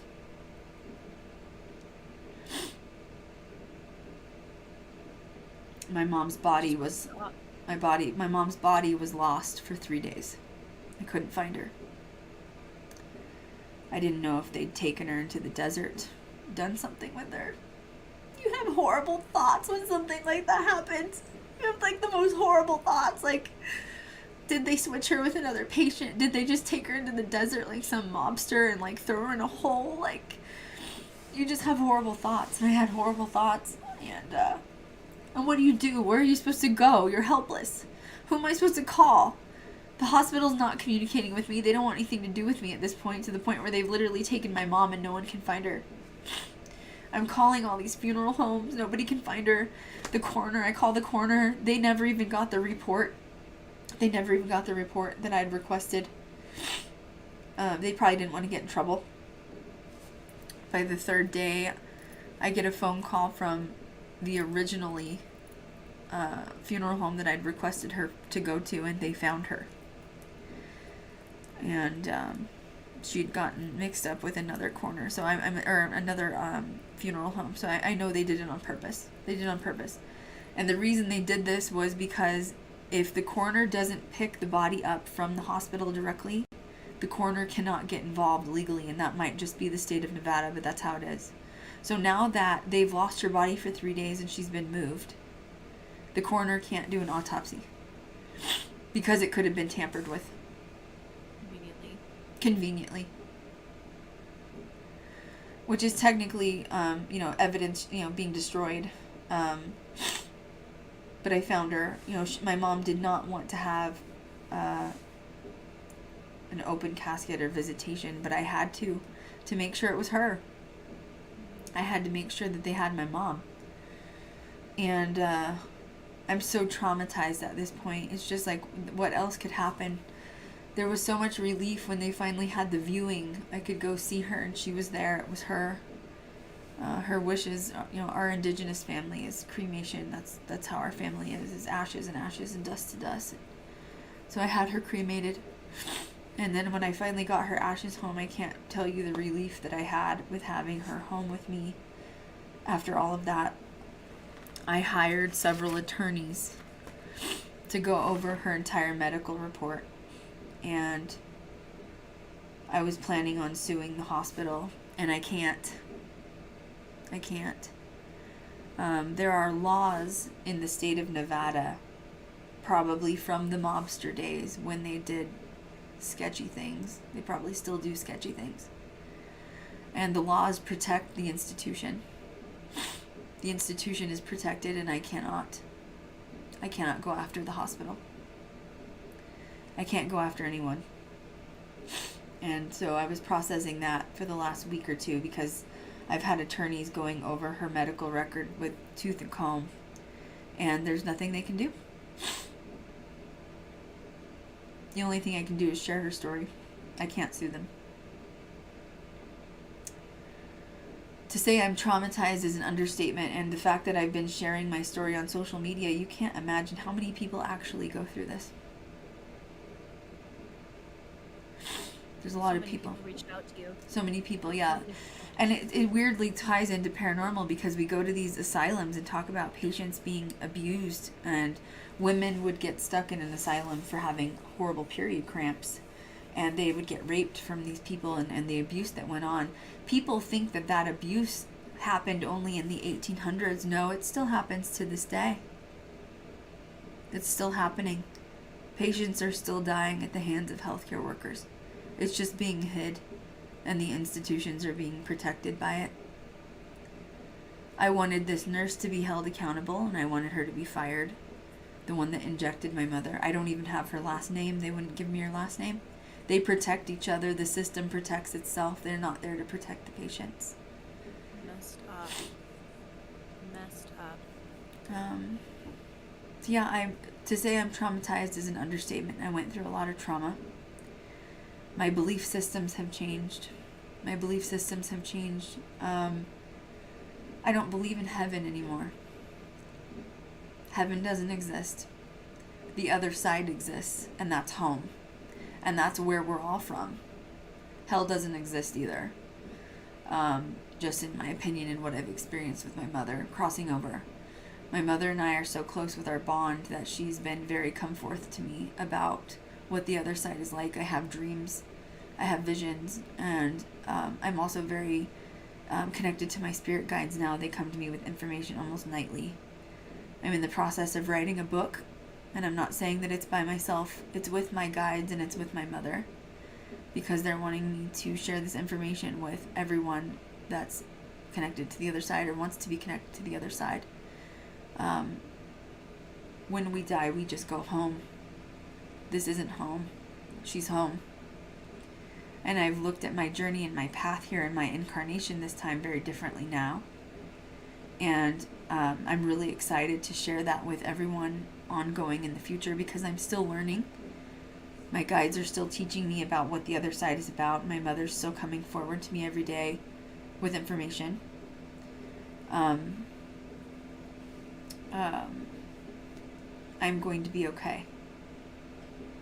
This is probably the most traumatizing thing I've ever been through in my life. It's probably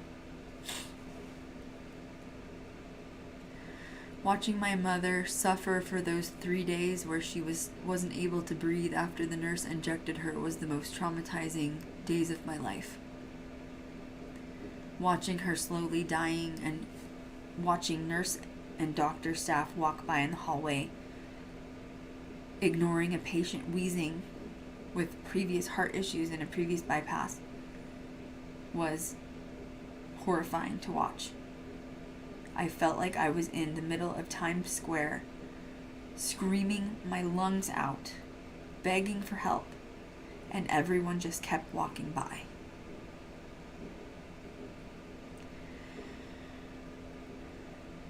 I don't even moved. think there are words to describe.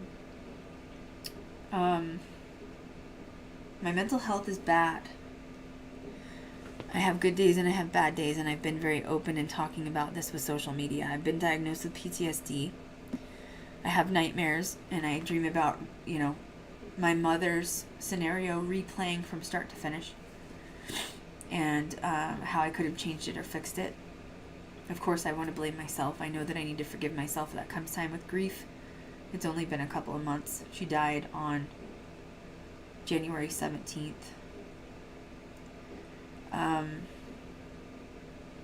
I have nightmares. I wake up, start running down the hallway looking for her bedroom. I moved a month and a half after she passed away, and so I'm in a new house, and I still get up in the middle of the night and go looking for her, half asleep. So I have some trauma going on from that. Mental health is very important. That's why I think it's important to talk about it. I've gotten 2 of my dogs registered as emotional support dogs, and they've been in training. I'm not well. I'm not the same person I used to be. I've changed a lot. I've been through some really dark times. After my mom got sick, Kat's mom got sick. Once again, we have similarities. Her mom definitely was not where my mom was, thank God. Kat had a fear, though. Kat was living in a real fear that because we go through things so similarly, that she was going to go through something I was. I think she has also experienced some PTSD and trauma from living it through my eyes. Luckily, her mom's okay. It was not even nearly as severe. But I'm very... Blake was there for me through my mom and Kat. And if it weren't... And Josh, of course, and Elfie. But my light just flashed again. If it weren't for them being there, and Kat was there more than anyone because I was on the phone with her every single day for hours at a time, I don't think I would have made it through that. So I just want to thank you, Kat, for being my sister and incarnating and being there for me, because it was the utmost dark time of my life. It was the darkest time of my life, and thank you, because without you I would not have made it. And, spiritually, I've had a lot of psychics walk up to me since this has happened. I probably had 30 or 40 psychics walk up to me in the last few months. I'm not going to lie and say that I'm walking around with this positive energy like I normally am, and I think that they can see right through it. They see the baggage that I'm holding. And, of course, I'm doing shadow work and working on it, but it's just grief. It's working through the stages of grief, and I'm not at acceptance quite yet, which is the last stage. But these psychics are like energy vampires, and they see me, and it's like, it makes me feel some days like I can't go to Walmart and just go shopping because there's going to be a psychic that sees me and sees my energy and has to walk up to me. And I've had some shitty people walk up to me. I had this one psychic walk up to me a few weeks ago, and she's like, oh, you have some things going on, and I want to talk to you. And she's like, let's step aside because I don't want people to hear. Well, I'm not doubting her gifts, like she's like, your mother just passed away and she's standing with you. She's been with you. And your mother's with you and all this stuff. And of course, it's to prove that she's real. And I didn't doubt that. And she goes, I can give you a reading right now for $50. And I was like, I wasn't out looking for a reading. I was buying cat litter at freaking Walmart. What do you want from me? And so I gave her $5 out of my purse because she literally was following me around the store, and I just wanted her to go away. By the way, who carries cash at this point? I don't have cash. I don't even know where that $5 came from. Cash. Yeah. So she starts telling me, and she was accurate. She's like, you've got to forgive yourself. And like, it's really nothing that I didn't know.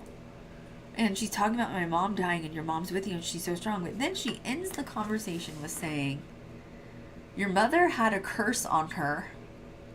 And it was placed there by your dad and stepmom, which, by the way, I wouldn't doubt anyways. Which I was like, yeah, I know my stepmom was a cray-cray bitch. You know what I'm saying? Like, my stepmom was evil. I agree with that. I also not new information, okay? She was the curse. She was, yeah. But but you know what that is to say to somebody who's experiencing trauma and grief? I'm going through like a murder. My mother was murdered, and you're going to tell me my mom was cursed. And then in that next sentence, she says that the curse has now been passed on to me, and the only way to heal said curse is I have to pay this psychic $400 for a chakra cleanse. She's going to spray me with holy water and do spell work around me with candle magic. And I looked at her and I was like, pack sand, bitch. Like, I'm sorry, but like, no, this is what they do to people who are vulnerable. Think about the people that will actually pay for it because they're scared. It's messed up. So anyway, I went and got a Reiki cleanse just to make sure. And my friend that did. Wow, where are we going? I have this friend that does Reiki cleanses, and she was like, and she can see energy. She's like, Krystal, you don't have a curse on you. I'm like, I'm just making sure, okay? Just make sure. Long. Jeez, the long haul. But yeah, just evil person. So then I had another psychic walk up to me. What was this, 2 days ago? I told you about it? Yeah. 3 days ago? And I'm standing in line and I'm shopping and I'm having another mental health day where I'm just like, God, I just can't function. So I have to do some serotonin. So I went shopping and got a dog bed, And I'm standing in line. And I hear this guy over my shoulder, and he's like, "Oh my God, like abundance, so much money. Like you're a Taurus, like you attract Venus. You're surrounded by Venus, and you have all this money, and you have so much success and like fortune, good fortune, and your family has good fortune coming to you." And I hear him talking, so I heard all of this, but I'm like, is he on the phone or something? Like I'm an Aquarius moon. I'm very aware of my surroundings. You know what I mean? Like. But I'm still standing there like, just don't be rude and turn around. And all of a sudden he goes, oh, your mother was murdered. Your mother was murdered. And then I was like, like my head turned. And then I was like, and he's looking at me. And so he was talking. So he's reading my energy, right? And he's like, I'm psychic. And so he's telling me like, he's like, your mother's with you every single day. And like, telling me, and he did say some stuff that's like private and that was healing.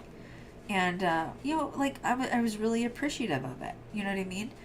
And, I walked outside and he followed me. He'd asked me what my name was. I just gave him my first name. I said Krystal because I know people are going to look me up. I'm like, no, you're not going to tailcoat me. And he follows me. I said, Krystal. I was like, you've been around, you've had a lot of psychics. And he goes, I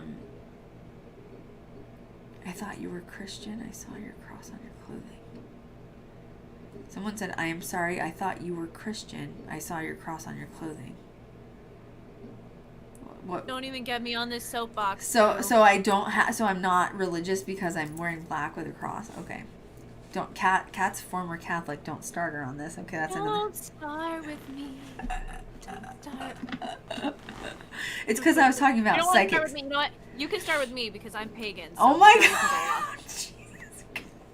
Oh no. Catholic, now pagan. Don't even get me started. Cat's on the soapbox. You can't get her off now. Oh my God. Give me on time.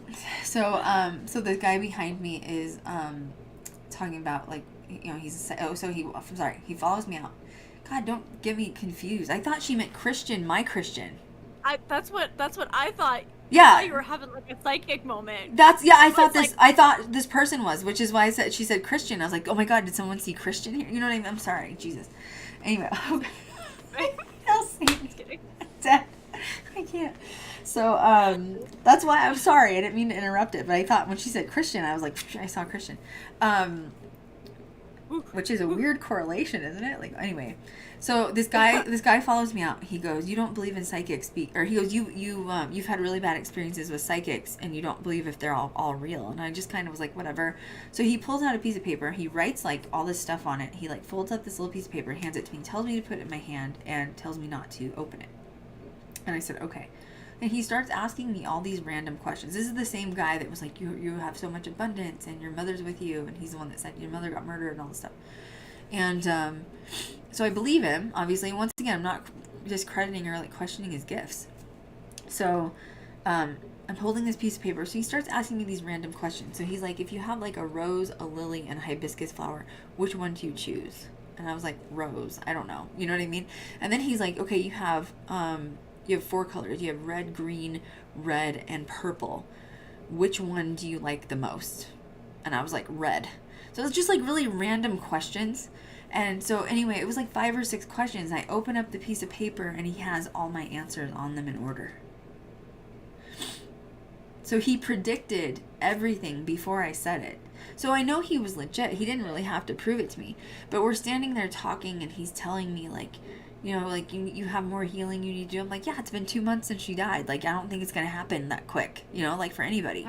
Especially this, like if she would have died naturally or like in surgery, it would have probably been easier to heal from rather than like a murder. Like she was murdered. Like this person injected her to make her heart and lungs stop. She was murdered. And then they let her sit there for 3 days dying. I'm sorry, she was murdered. And so anyway, so he's like talking to me and he's giving me more information on my family on the other side and all this stuff. I'm like, you know, cool, grateful, like, you know, but once again, this is unsolicited. I'm not asking, I have like no expression on my face. Remember, I'm having a bad mental health day. I'm really in public, but not wanting to like communicate with people. You know what I mean? And then the end of the conversation, he pulls out this other piece of paper, and this is unsolicited. And he goes, I have 3 tiers, 200, 400, or 600. Which one would you like to donate to my charity for your reading? Ruined it. Now, how many people would actually do that? I don't know. Probably a lot. I mean, you know, He's saying it's for like that. homeless children and like children of the poor and needy, and I'm like, dude, I read energy too, and you're full of shit. You know what I mean? Like, it's okay. It's okay to be a psychic or, you know, spiritualist and like need money. And he does have a gift, but he's going about it all wrong. Like all wrong.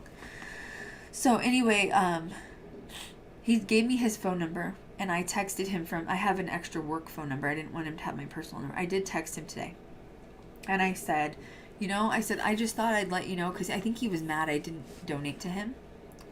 But, you know, every time a psychic comes up to you and gives you unsolicited advice, you shouldn't have to donate to them.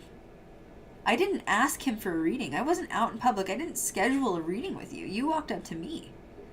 Mm-hmm. You know? And so I texted him today and I said, hey, you know, you were amazing. I said, you know, you're clearly gifted. And I said, just in case you want the offer, I run a like podcast and it's based off spiritualism and stuff and paranormal. And I'd love to bring you on because I think that, you know, if you're needing money for your gift, there's probably people, if I recommend you, they would be willing to pay for your gift because you are legit. If you're needing money for you or your, like, you know, orphans, whatever you want to call it, like, but right. Still, I get it. If people are booking with you, you're going to make money off of it. You know what I mean? And he got offended. He's like, I don't do this on social media. He got like offended at me that I even would like offer him to be on social media. And I was like, look, okay. I was like, I don't know if that's how you make your money, walking up to random people asking for money for orphanages. Good luck. But like, that's not the way of 2022. No. You know? So yeah, he got offended. And then I was like, I didn't mean to offend you. I'm sorry. Thank God I texted him from an extra number. And the conversation with him saying like, he was offended and that he would pray for me. I'm triggered. I was like, okay. I'm triggered. So, I didn't know that. I didn't know that. I thought I would save it for the stream so that you could get. Oh, man. This is Kat's live reaction right here. What the? You know, see, that's a way to get you. I'll pray for you. I'll pray for you. And I told him, I said, you too. That's what I said. I said back, you too. Hail Satan, Cat was said. Okay, so anyways, now we're getting back into more lighthearted conversation. You see where I'm going with this? Hot. You know? Oh, God. Your Aries is out. Triggering. It's fine. So, drink some water. Are you okay? Your Aries is on fire? See, I don't get offended by stuff like that. I'm just like, whatever, dude. I was like, literally, like, I have a lot of followers. Like, you guys would absolutely love it if I, you know, that if I'm gonna refer somebody, it's gonna be a legitimate referral. You know what I'm saying? Yeah. And for the ability that he has, it was legit, and it would be worth paying $200 or $400. Not necessarily in a dying economy currently with gas prices at $5 a gallon. But anyway, I mean, you know what I'm saying? Like, you know, if I'm referring them, they're going to be legit. So people will pay that price. So anyway, that's fine. Let's get off that soapbox. I'm sorry I triggered your Aries. Are you okay now? Trigger religious trauma. So, okay. No so hate to anybody, but you know. I mean, who said I wasn't religious because I'm wearing a cross? It doesn't mean I'm not religious. Did they say anything again? No, caffeinated Christy, I think, went off on him for a second. Thanks, babe. Yeah. Elfie, no, just no. Oh, Elfie's been quiet this whole time. Here she comes. Is she there? Her Scorpio stellium's like, I'll come after you. Boo. Yeah, Elfie's here. Okay, so next topic is, I had some people that tried to cancel me in summer of 2021. We don't, yeah. And we'll just call them people. Them how they, them who shall not be named. Invisible. Everybody knows, but you know. Yeah, so I wanted to address this because I was kind of suicidal when that happened. That was a really dark time. That was a very dark time. Yeah, I was kind of suicidal because this person, who's unnamed, lived with me, and I cared about this person as a friend, and I financially helped this person. I was going through a lot. Blake was having mental health issues. My mom was sick. No, I wasn't really talking about it on social media. My mom was sick. She was in a wheelchair. And she'd had like another botched job by another doctor. And she had a toe amputated. And it just was a botched job. So I was going through a lot. And this person was a friend. Like, I considered this person a friend. Like, obviously I don't think you just let anybody live with you. And this person signed an NDA and decided to do a tell-all video about me on YouTube, which has now been removed.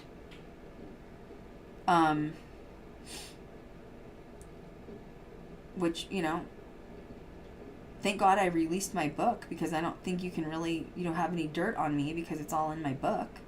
But this person wanted to talk about Blake's mental health publicly by releasing this YouTube video, and that's messed up because this person also had mental health issues. I don't think you should be making fun of someone with mental health when you're also suffering from mental health. You know what I mean? So, and trying to like take jabs at me for it. And then the funny part is that we go on to win 5 film festivals. And now this person can't brag anymore about being a part of it, because if you use me as a reference, I'm going to tell them that you tried to defame me, defamation. I'm still building a case with my attorney for the defamation. You know what I mean? Like, and by the way, I have dirt on other people. When you have friendships, you experience trauma together, and you share private information. And I know their private information, and just let me let you know that I would never share private information about these people publicly. So that says a lot more about me than you. Am I right? Absolutely. So you want to share my private information and my trauma and what I've gone through? This is why we can't have nice things. I'm Taylor Swift, and I've locked the doors, and I've taken away the key, and you're Conway West. You know what I mean? Like, Well, you know what it is too, is instead of focusing so much on someone else, you should be focusing on yourself. And we wish that for you. the problem is with people, because it's not just one person, it's a couple. Several. The problem is that when you cut your energy off from energy vampires, they get angry. The problem is that when your energy is no longer accessible to others, it makes them mad. And that's what happened. Was I had too much going on trying to help Blake with his mental health, and my mom was sick, and neglecting myself. And I would never out somebody like that. I would never take pride in someone else's trauma. I think that's really sick. It's a lot of energy. Honestly, it's kind of exhausting to think about. You really have to have it out for somebody to sit there and waste your time and energy on the past. Somebody's always got to be the villain, and I guess I'm it because I'm the one that's built the YouTube channel, but I haven't done anything anyone else can do. Anybody else can build a YouTube channel. Anybody else can be successful. You just have to actually work to do it. But, you know, because I'm living my life publicly, and you were an actual friend in my life, you decided you're going to out me on private things. And I know some serious tea on this person. Some serious childhood trauma. And I would never frickin' talk about it. Because I'm not an asshole. I also believe in karma. And every time somebody does something hard or bad to me, I ask my guides to give them a lesson back. And it may not be the same lesson, but if your cat got sick or something happened, maybe it's because you put a lot of negative energy out into the world. And the funny part of full circle is I was so depressed and suicidal in summer of 2021 for this person that I thought was a friend outing me. It doesn't even hurt anymore. I just went through the worst thing I could ever go through with my mother being murdered, and I lost her. And I am literally titanium bulletproof now. No matter what anybody does or tries to hurt me or cancel me because I went through trauma, ain't gonna happen. You can't hurt me. I've had people from the past messaging Cat that used to like volunteer with me. They literally worked with me for like 3 months of my life years ago. And they're messaging Cat trying to get us to stop talking and stop communicating. It's just ridiculous, honestly. Trying to get me to leave GGD. Yeah, trying to get you to quit GGD because I'm the devil or whatever to work for. And if that's the case, I guess you should have gone a while ago. You know what I'm saying? But it's silly. It's silly. There's bigger fish to fry here, and other people that are going through worse things, aka what Krystal went through. yeah, you know, when you haven't had adult problems like I have, none of that stuff matters anymore. No. Adult problems are when your mom's murdered and you've gone through real trauma. Everything else doesn't matter. It just doesn't matter. Idiots and ignore them. But, you know, I stopped talking to a lot of these people because they all talked shit about each other. Behind each other's backs. Watching. And probably watching. But they all talk about each other and they don't even know it. They talk bad about each other and they're trying to be friends and they don't even know they've already turned against each other, and it's embarrassing. And they have talked about each other. Oh yeah. Period. And now I've won 5 film festivals as a director, which I'm very proud of. Congratulations. You've won 5 festivals as a producer. Congratulations. And we can brag about that. And Worked hard for that. And yeah, here we are. And it's kind of goes into soul contracts too, like how important soul contracts are. Like you and I incarnated together. My mom and I are a soul contract. I'm really getting into some spiritual shit, so I can't wait to share that with you guys. I know a lot of people are going to ask, like, you know, we got signed to a major production company last summer, Elfie, Cat, and I. And how's that going? So I wanted... Was it a year? Ago, Yeah. Yeah, a year ago, 2 days ago. Okay. So we're not out of contract yet until mid-May. So I can't really talk about specifics. I'm still having the same battle I've ever had, which is female and paranormal. The series tried to get signed as witches in paranormal, and I knew that would tank because executive producers that are involved with networks are old white men. Let's just be real. And old white men are Christian, and old white men don't like witchy stuff, and old white men don't want to put $4 million into doing a series or something like that because it's scary to think that you're a quote witch or a pagan whatever. Yeah. So I want to do so but bad. but the truth is I didn't want to sell it as a witch show. I didn't want to. No. I didn't want to. You know, like Elfie and Cat do practice the craft. Me, not really, honestly. I've tried it before, but not really into it anymore. You know what? And that also goes into the practice of, you know, being a witch, and witchcraft is not an aesthetic; it is a lifestyle. Mm-hmm. Well, yeah, and you're right. They were going to try to sell it to make money off of the witchy aesthetic. Yeah. Which would have caused even more chaos within the community. That's not how it's supposed to be. Right. That's not Well, it. and I knew essentially when we tried to sell this as a witchy show, it wasn't going to work I just knew it. But I can't control what producers decide. I can only, Of course, but I mean, like, wearing black and stuff doesn't necessarily equate to, you know what I mean? Like, I don't think that would have. Yeah, because I'm wearing a cross and black lace doesn't mean I'm a Satan worshiper. Let's just get that clear. Sorry, that's my dogs. They barked at that. I thought that was a person talking. I was like, no. Hello? Woo! But anyway, so yeah, I'm crabby about it because it's just we're still at this same uphill battle. Am I done trying to get it signed? No, I'm not done with that.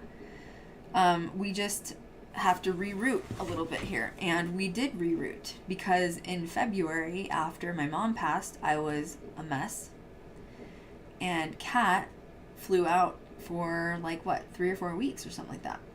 2 weeks, Yep. 2-3 weeks. 2.5 weeks. It was like 2.5 weeks, I think. Yeah. And while we were sitting there one night hanging out, It's like, wait, like it wasn't a total one night idea. Like we'd been throwing around shooting another pilot or a feature for like a while. Yeah, but I think after everything that happened with, crazy ex-employees and such, it was just a lot to think about. It was a lot to think about, It was. Yeah, hitting the record button is really easy usually, but like that was overwhelming for some people, I just want to go there. So, but we had talked about, and especially we were kind of on a high from winning 5 film festivals. We were like, we can't really let this go to the wayside. I think we really stand a good shot at this. What if we do this again, but do it like even freaking better? Yeah. And so it's not like it was a total overnight, but like there was one night you were in Vegas. And when Cat's in Vegas, shit's crazy. We're just like, we're running around, we're like shopping, we're doing all kinds of stuff. And it was like a breath of fresh air. I needed it because I felt like I had just been suffocated for so long with dealing with my mom in the hospital and sick. And one night, Cat's like, dude, we need to just shoot another freaking movie. Like, shoot something. And I was like, what? Like right now. And she's like, yeah, like right now. She's like, I know you're upset. And she's like, if you can't handle travel, but she's like, I think if you get out of the state, you're going to feel better. And I was like, oh my God. Mm-hmm. So like for a couple days, I was wishy-washy. Remember, I was like, I don't know. I'm such a perfectionist when it comes to a shoot. I was like, do you think we can pull this off really quickly? Yeah. And you're like, we've got this. And so we did the pilot. Yeah, you and I. You and I. Yep. Did the pilot. Yeah. Yeah, So, even post production. Yeah. Yep, 100%. Mailers and everything. Oh my God. Like, we have to share that story. dude, that was fun. That was so fun. So one day I wake up and I'm done being, and you weren't pushing me, which was great, but you, like, even Elfie was like, I think this is a freaking great idea. Like Elfie's like, oh my God. Elfie wasn't going to be able to fly out, but she's like, I'm going to do all the research. So she did all the research. So I wake up one day and I'm like, okay, I had a dream. That my mom came to me and she was like, you need to go shoot this. If not now, when? And she gave me a list of locations. My freaking mother. Yeah. And I was like, I don't think we can do this. And you were like, why? You're like, your mom literally gave you the answers. I was like, I just don't think I don't know. I was like, I'm stressed. Remember? I was like, I don't think I can do it. I remember. And we wrote like a map. Remember? I think we went to like Roberto's. We went to Roberto's. And We went to Roberto's. And we wrote like a map of like all the locations, and it was a perfect. And by the way, I didn't know where we were. I hadn't been to some of these locations, and it was like a perfect circle of where we were going. And so my mom told me in order which ones to go to. And we're not going to share everything on here because, it's going to be released as a feature documentary film, paranormal. But I called Josh, who is, like I said, Josh has worked for me the longest. I freaking love him. He's like a brother to me. Josh is head of security, so anytime we're on location and he was also there for the pilot. And if we need to like hire extra security or whatever, it's his job to do that. And he's amazing. On here, hi Josh. I think he was earlier. So Josh is like, yeah, I'm gonna fly out. And I'm like, oh my God, like this literally like this. In like a day. And I remember it vividly because I was like, you know what, rip the Band-Aid. Let's just ask in group chat if he'd be willing to come out, you know, give it a couple days and then have him come out. Well, even And Elfie, like, I felt bad for Elfie because I was like, she's going to have to research really quick. She's like, nope, I got it, don't worry. And I was like, she was like, fine, it's fine. And, you know, he was like, yeah, I'll be out there like 2 days or something. I remember looking over at you and you were looking at your phone like... I was like, wait a second, this is happening and I'm scared. This is happening. Yeah, it was, yeah. And yeah, so we road tripped it, man, for like a week. And went to the airport and went. Yeah, poor Josh didn't even get a break. He got in the car and then we were gone. Did not sleep. We did some paranormal stuff. You mean like indigenous stuff? Yeah, well, we did that for the pilot. We did do that for the pilot. But we should do more for sure. So we went to Arizona first. And we went to a few places in Arizona. We don't want to talk about all, but let's talk about Jerome. You got to experience Jerome. I did. Which Jerome is where I left off with my professional career in 2011 with Travel Channel. And I felt the need to return to Jerome. It's a little bit of like the return to Jerome. And I don't know, I kind of want to hand the mic to you and just I want people to hear what you Jerome is so important to me because of Travel Channel. And yeah. I've been there so many times and I haven't taken a lot of people there because I do think it takes an experienced investigator. So I want you to talk about how does it feel when you first go into the town. So Jerome's a mining town, just so you know. It sits on literally the side of a mountain. It has minerals, mainly copper, but they have everything gemstones. They mined everything back in the day, 1800s, 1900s. Old mining town, lots of explosions that happen, so that's why it's so haunted. A lot of the miners' wives would die in childbirth. Yeah, just I want to hear what it felt like when you first drove in. I told you it was so weird when you drive in because you can't see that all of a sudden the cliff just drops off, and then you drive in and it's literally a cliff. Okay, it was actually really funny because when we were driving in, it was nighttime. So I feel like there's a big difference between day and night in Jerome specifically. Daytime, touristy, beautiful energy, really great. And the energy of Jerome in general is amazing. Mm-hmm. But at night, it shifts. Mm-hmm. Something shifts into something else. And I wouldn't necessarily label it as darker, but it's heavy. Mm-hmm. It's heavy. And it was really funny because when we finished some things and filming and all of that, we were driving during the daytime, and we were driving on those cliffs, and the road, I was like, oh my god, it just goes straight down it, 'cause I didn't see that when we came in originally. At night you couldn't see anything, and then you look over the ledge and you're like, literally, I just feel like the whole town is tilting. It is. It literally, mm-hmm. The houses are on stilts, some of them. Yeah. Yeah. I mean, incredible. And the people there are amazing. Yeah. Amazing. Food is great too. Yeah. But yeah, Jerome, I am so happy I experienced that. I got to experience that.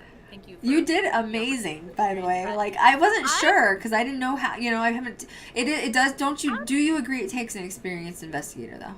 It does, and you know what?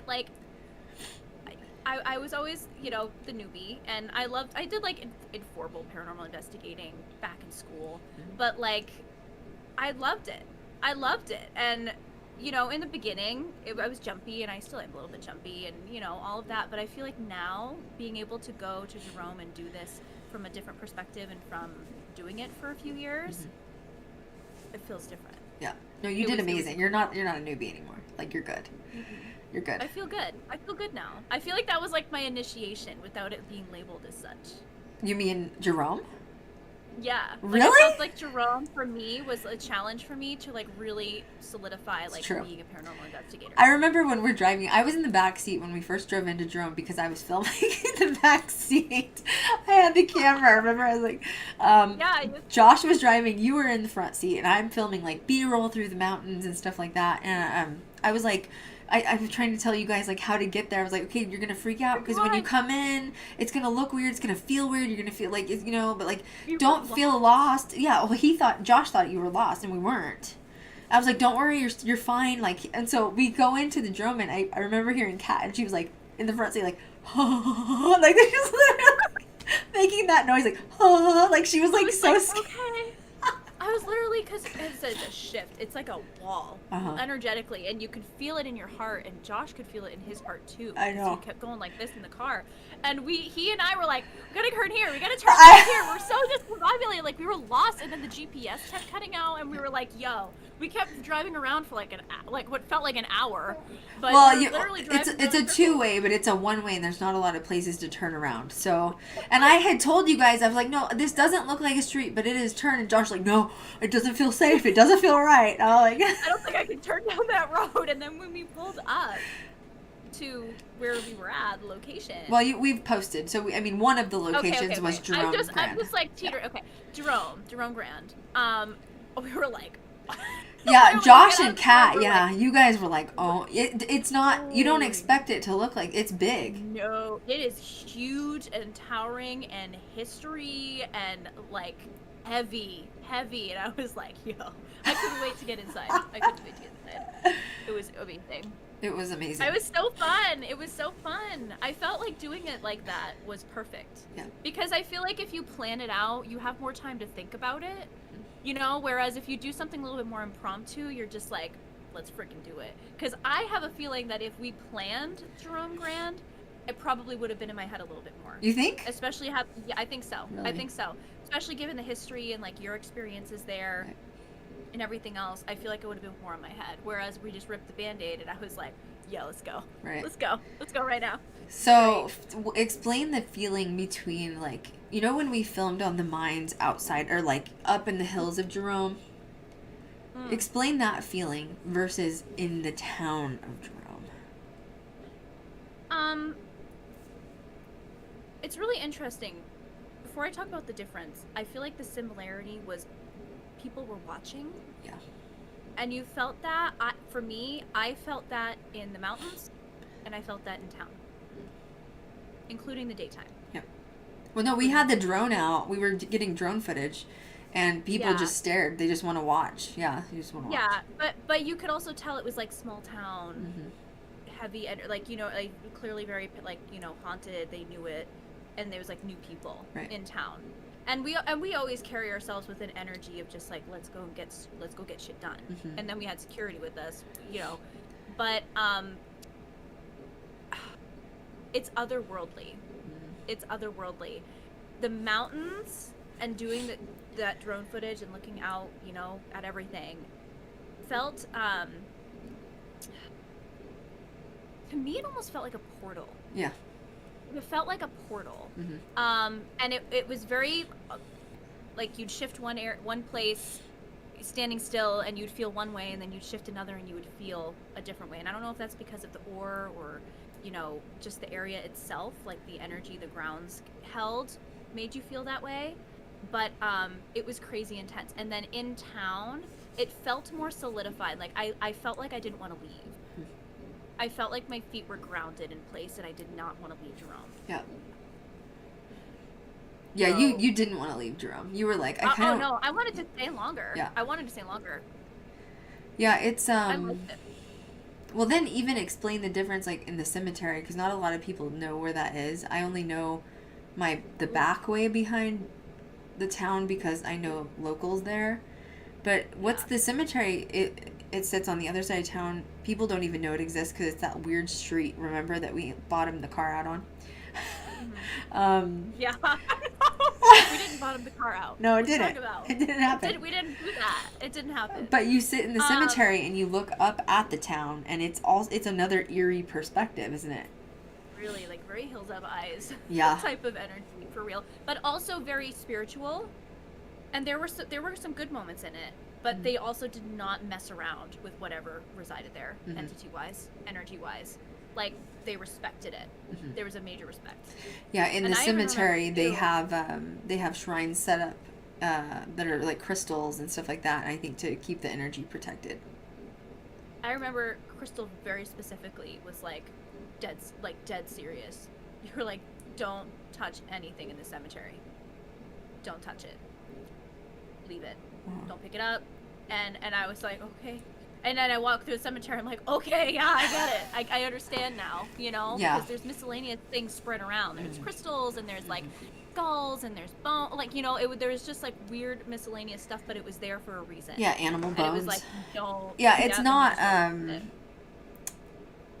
I don't want people to get the wrong idea, because I know the locals in Jerome. It's not like they're doing rituals. It's No. they're trying to keep like things offerings. protected. Yeah, it's That's offerings and offerings. protection. And some of the older graves, they'll have crystals set up around them, and you just don't mess with it. Don't touch it. The locals live there. Let them respect the dead how they respect the dead. There's animal skulls and antlers. And that's how it's always been. And just don't disrespect the energies. Don't disrespect. That's, you know, even if it is ritualistic, you don't disrespect. Don't touch it. Don't touch it.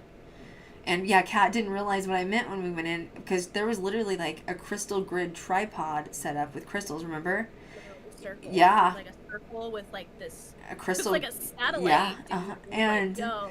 And Josh was like, what the fuck is wrong? And I was like, don't touch it. Just don't touch it. Don't touch it. Yeah. Yeah. We're gonna go in and we're gonna get out. Yeah, we just got some really cool Someone beats. standing there. Really? Probably While from- you were talking earlier, something flew off my desk. I don't know if you noticed that. No, I I was like freaking out. Something flew off my desk, and I was like, something flew off my desk. And I just thought I saw someone standing. What were from Jerome? From chatting about Jerome? Yeah. Oh God, you thought something was in the kitchen the other night too. That freaking crawler. Okay, we're just not gonna talk about. Oh no, we're gonna talk about that because that's hilarious. Wait. The whole thing's hilarious. We have to talk It is about it. hilarious. Because this So let's stuff we talk. can't keep we can't put this in the features. So we have to talk about it. True, Okay. We have to talk about the behind the scenes. People may not get it, or else they'll think we're stupid, but it's fine. You know what I mean? Like, Laugh the whole time and not talk, and everyone's gonna be like, "What is wrong with these people?" oh my God. So, first of all, let me just say that Josh and Kat there, like even security, it was just so fun. We laughed so hard and had so much fun, and it was the most easy breezy film shoot I've ever done. It all came together, and just everybody was teamwork oriented, and it was just amazing. And Josh even picked up the camera a couple times and did some camera work for us. Like, I didn't even ask him to, and he's like, and he did amazing. Like, it's just crazy to me. And Elfie did all of our freaking research. Poor girl, like last minute, and she just thank God. Oh my God, you know, like I'm just so grateful. You texted group chat that we had like just gotten in the room, and she FaceTime. Remember you guys Oh, FaceTime? Yeah, I say it right now. I texted Elfie when we first got at the hotel. We're not gonna say what room we're in, but I texted Elfie and I said I just got to the hotel. She's like, can I FaceTime you right now? And I was like, yes. She's like, I just want to see it. So I literally FaceTimed Elfie and I walked her through the whole hotel, and she was like so excited. She's like, oh my God, it's so good. And I laid on the floor in the other room. I was just lying on the floor.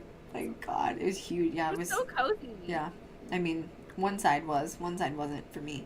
Yeah. Okay. Yeah. We just yeah. That is in the feature, so we can't keep that in the feature. But let's see. Let's talk about some behind the scenes stuff. I took a skateboard with me, and Yeah. I shot some really cool like The Shining footage with my skateboard, and Kat forgot that I was shooting, like with a camera, like rolling. And it, like, just take in mind, like, when you're doing like serious shot filming, it takes a lot of energy. Okay, you have to like set the skateboard up. You have to get, like, we were using a camera and a gimbal, and like then Josh had to get behind me and pull my legs. Like, it's a major shoot, you know. Yeah. And we finally get the shot, and we're like, okay, ready and action. And all of a sudden, Kat's standing there in the shot, and she's like. I was filming you, and you were like, "Cat's in the shot." I'm like, Cat's in the shot, Cat's in the shot, and like, Jesus. Honestly, like, it was crazy because I feel like I was so excited to be there once we got everything down, but the energy there makes you like, oh, yeah. you know, it's kind of like weird. It does. So I had to like reground myself after that. I was like, get yourself together, boo. Well, God in damn. my episode of Paranormal Challenge, we messed up the history. Is there a man in your room talking? No. Oh gosh, I'm gonna have to do this something because there's some in here. Hang on a second. Are you sure there's no one talking in the room? No. Yeah, there's a man in there. I heard him. And it didn't come from my I side. just heard tapping on the wall. Anyway, well. Can we not? Can we not right now? It's rude. You never know what's going to happen in a live stream. You know what I mean? People watch us just for the paranormal I activity. knew it was a guy. I knew it was a guy. It's probably from Jerome. If I hear anything else, I'll tell you. But it sounded like he said a sentence or something. It's like, maybe we'll have to go back and watch this. It's at 2:09. 2:09. What was I saying? Okay, so we did that. We just had so much fun shooting. Oh my god, I heard it again. Heard it again. Are you guys? Did you guys hear that voice? To male? It's happened twice now. Anyway, if you've heard anything, it might take him a minute to respond because I think our feedback takes a second to get going. Yeah. That's weird. It sounds like literally there's like a dude over your shoulder like talking in the mic.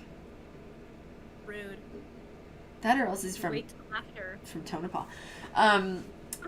No. No. Okay, so we went and ate at the Haunted Hamburger for dinner one night. It was so cute. It is cute, and we walked down. Oh, so, yep. Nikita said I'm hearing a man too. It's on Cat's side. Great. Yeah. Wonderful. So we went to the Haunted Hamburger, but we walked by the old building, which is the old hospital. It's like literally from the 1800s, and that's the building that I told you has crawlers, and it's like really, really bad. Mm-hmm. And they have. Oh, I just heard something else too. Sounded like someone was like singing, or like a man was like, huh, something like that. I'm gonna take out my headphone for 1 second. Okay. Should I just talk and just see if he responds to me? If there's somebody here, can you give us a name? That was weird, something kicked on. You from Jerome or Tonopah? Are you a minor?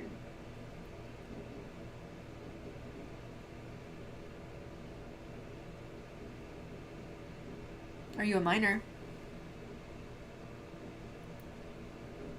Can we have a name?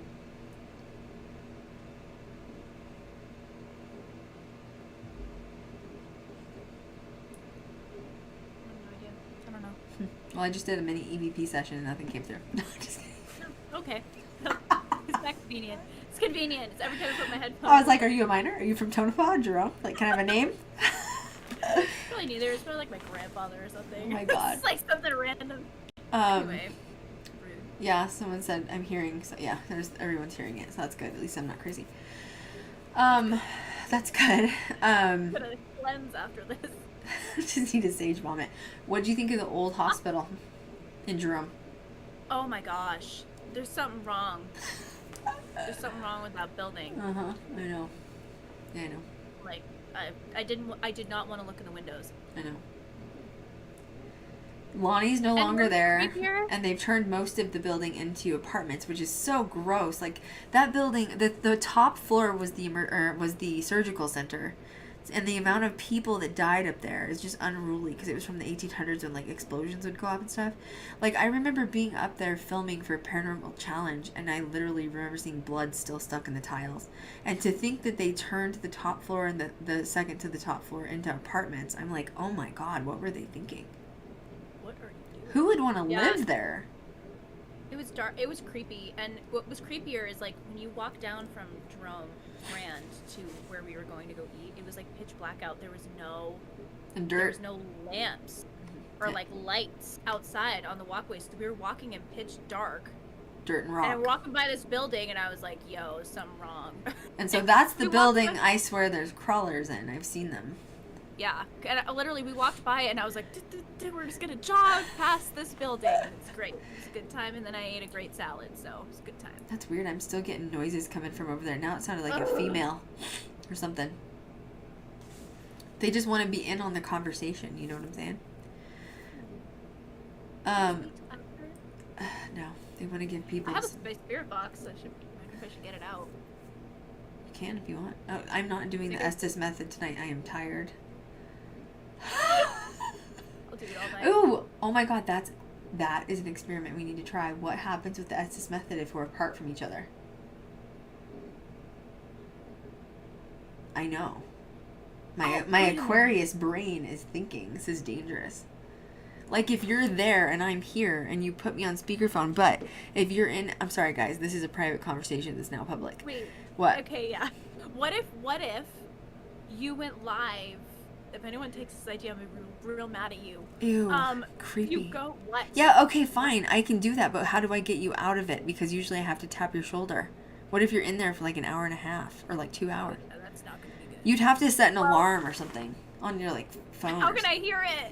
You'd have to put it on your lap so you can feel the vibration of your phone. Yeah, the vibration, that's true. You should go live on GGD, and then I'll go live on my personal, and we'll do it simultaneously at the same time. So people would have to watch both. Okay. But then we can save it and edit it together. Okay. That's fine. I'll do it. Creeps me out, though. Anyway, sorry, guys. That was a private conversation. Glad we had it together. This is our brainstorming. This is what happens when we're in a meeting. Like, I have an idea. Oh, my God, I have that. So, anyway, the investigation happened. It went really, really great. And we were hungry and tired, so we all ate a bunch of food, and then we conked out. Security was not comfortable with sleeping far from us, so they slept like in the hallway, and they all like passed out. Kat and I slept in one bed, and we shared. It was like a king size bed, and this is the funny part. So, when you're coming out, like, if you're, most of you guys that follow me, you're a ghost hunter. Like, you know what it's like after you investigate. It's like, you're really hyped up and you're just like on edge, and especially when you're sleeping at the haunted location, it's just like 40 times worse. You know what I mean? Because like, now you've communicated with what's there, and now you're like waiting to fall asleep and it's going to come after you. You know what I mean? Which, by the way, we had like 4 cups of coffee during that investigation. I don't know how we fell asleep. To be totally honest, like, how did we not have a heart attack? It was like 4 a.m. or something. Downing coffee, like, jeez. Yeah. So we went to lay down. Well, I came in the room and like we were in pajamas and whatever, and I went to sit on the edge of the bed. Okay, because I was just like, once again, you're hyped up and you're like, like I just investigated for like 6 hours. And I'm like, and I'm like, you're trying to unwind to just like breathe, and we've had coffee and we're like, oh, we can't, and so I go to sit down on the bed. Cat's already in. I can't even say this. My foot hurts already. It's like dull aching right now. Oh my God. I'm stressed. I was laughing so hard I was crying. So like, once again, you're in a paranormal location. It's just everything's scary. You know what I mean? Like, you're just on the edge. You're like thinking the worst is gonna happen. Like a ghost is gonna pop up and like, whoa, like. And so I go to sit on the bed. I'm just like, just get on your phone and get on social media. Just like scroll through TikTok for like an hour. Just breathe. You know what I mean? And she's already in bed with her feet under the covers. Why am I laughing so hard? And so she's got her feet under the covers. I didn't see where her legs were. Why did your legs look so flat? Okay, that's my concern. Oh, and flat legs? Baby. So I did not see her legs or her feet, okay? And so I went to sit down. I have my hands, like this, and I'm getting ready to like just sit on the edge of the bed, really like calm and relaxed. And I ended up putting like all of my weight onto Kat's foot, which I did not know was there. By the way, which is having phantom pains right now on the top of it, but it's fine. Wait, I don't know if people are gonna laugh at this or not. They're probably thinking this is like the stupidest conversation. So all of a sudden, I lay like on her foot, and it just like it sounds like it broke in like 24 different places. Okay, I was like, oh wow, it was like so. I can't. So the first thing that goes through my head is not that it's her foot. It's that I think there's a fucking leprechaun under the sheet and I just smashed it. Straight up thought it was a leprechaun, and I was like, I was not foot. Well, no, wait a second. I have seen one of those at the Stanley Hotel in Spirit, okay? It scared the shit out of me, okay? So I couldn't figure out what was so small that I just like smashed in 25 pieces. Just destroyed literally, you just destroyed it. And so I turn around to Kat. I look absolutely horrified because I'm just completely convinced that there's a gremlin. There's a gremlin, and I just smashed it. Okay, woo. So I turn around and I look at her just horrified that there's a freaking gremlin under the the thing. And she's looking at me in pain. She's like, ow, my foot. And I'm like, what? Like, total miscommunication. Like, Jesus. So she's in pain and I'm horrified thinking there's like a little creature under there. So anyway, that happens. And so at that point, Kat's just like, I'm done. I'm done with the night. We were laughing so hard. I don't know how Josh slept through it because we were like, because you were like, why do you look so horrified? I was like, I swear I thought it was a leprechaun or something. Oh my God, thought I killed a leprechaun. Oh, it was messy. It was crazy. Oh, my camera's blurry again. It must be my mom or it's the leprechaun. Just kidding. The spirit of the leprechaun. It's the spirit of the leprechaun. Coming through. So we decide to lay down and we're like, we both scrolled through TikTok for a while, but like, We were just ended up passing out. So I'm weird, okay? When I sleep in a haunted location, I sleep with like a hoodie up. I like wrap my face 4 times with the blanket, just this far up, because you have to breathe. But I just don't, because things mess with you when you're asleep. Kat always makes fun of me because she's like, you look like a mummy. And I'm like, no. You know what she looks like is that kid from Christmas Story where he's like all bundled up. You remember that kid? Did you ever see that kid? Oh my God, I can't. No? I'm No, crying. this is funny. So I'm like totally, but I'm like, you know what? So we left one light on just because it is Jerome after all. Okay, like Jesus. Josh said I didn't know any of that was going on. Josh just said I didn't know that was going on. Yeah, he was out. You were out. Yeah, you didn't know that there was a leprechaun in the bed with Kat. You know what I mean? So that was my foot. So we left. Still broken. So Kat ends up passing out with like her phone on her face because I looked over at her and she was just like, Ugh. And I fell asleep, but we left one light on in the corner just because, you know, it's Jerome. And something kept smacking me in the face. Now, this is when you know you're a seasoned investigator. Rather than getting up and running from a ghost hitting you, I took my hand and I just remember in the middle of the night, I kept going, like, anytime something would slap me, I'd be like, slap. So it just kept going away. And I didn't even look. I didn't even open my eyes. I was like, leave me alone.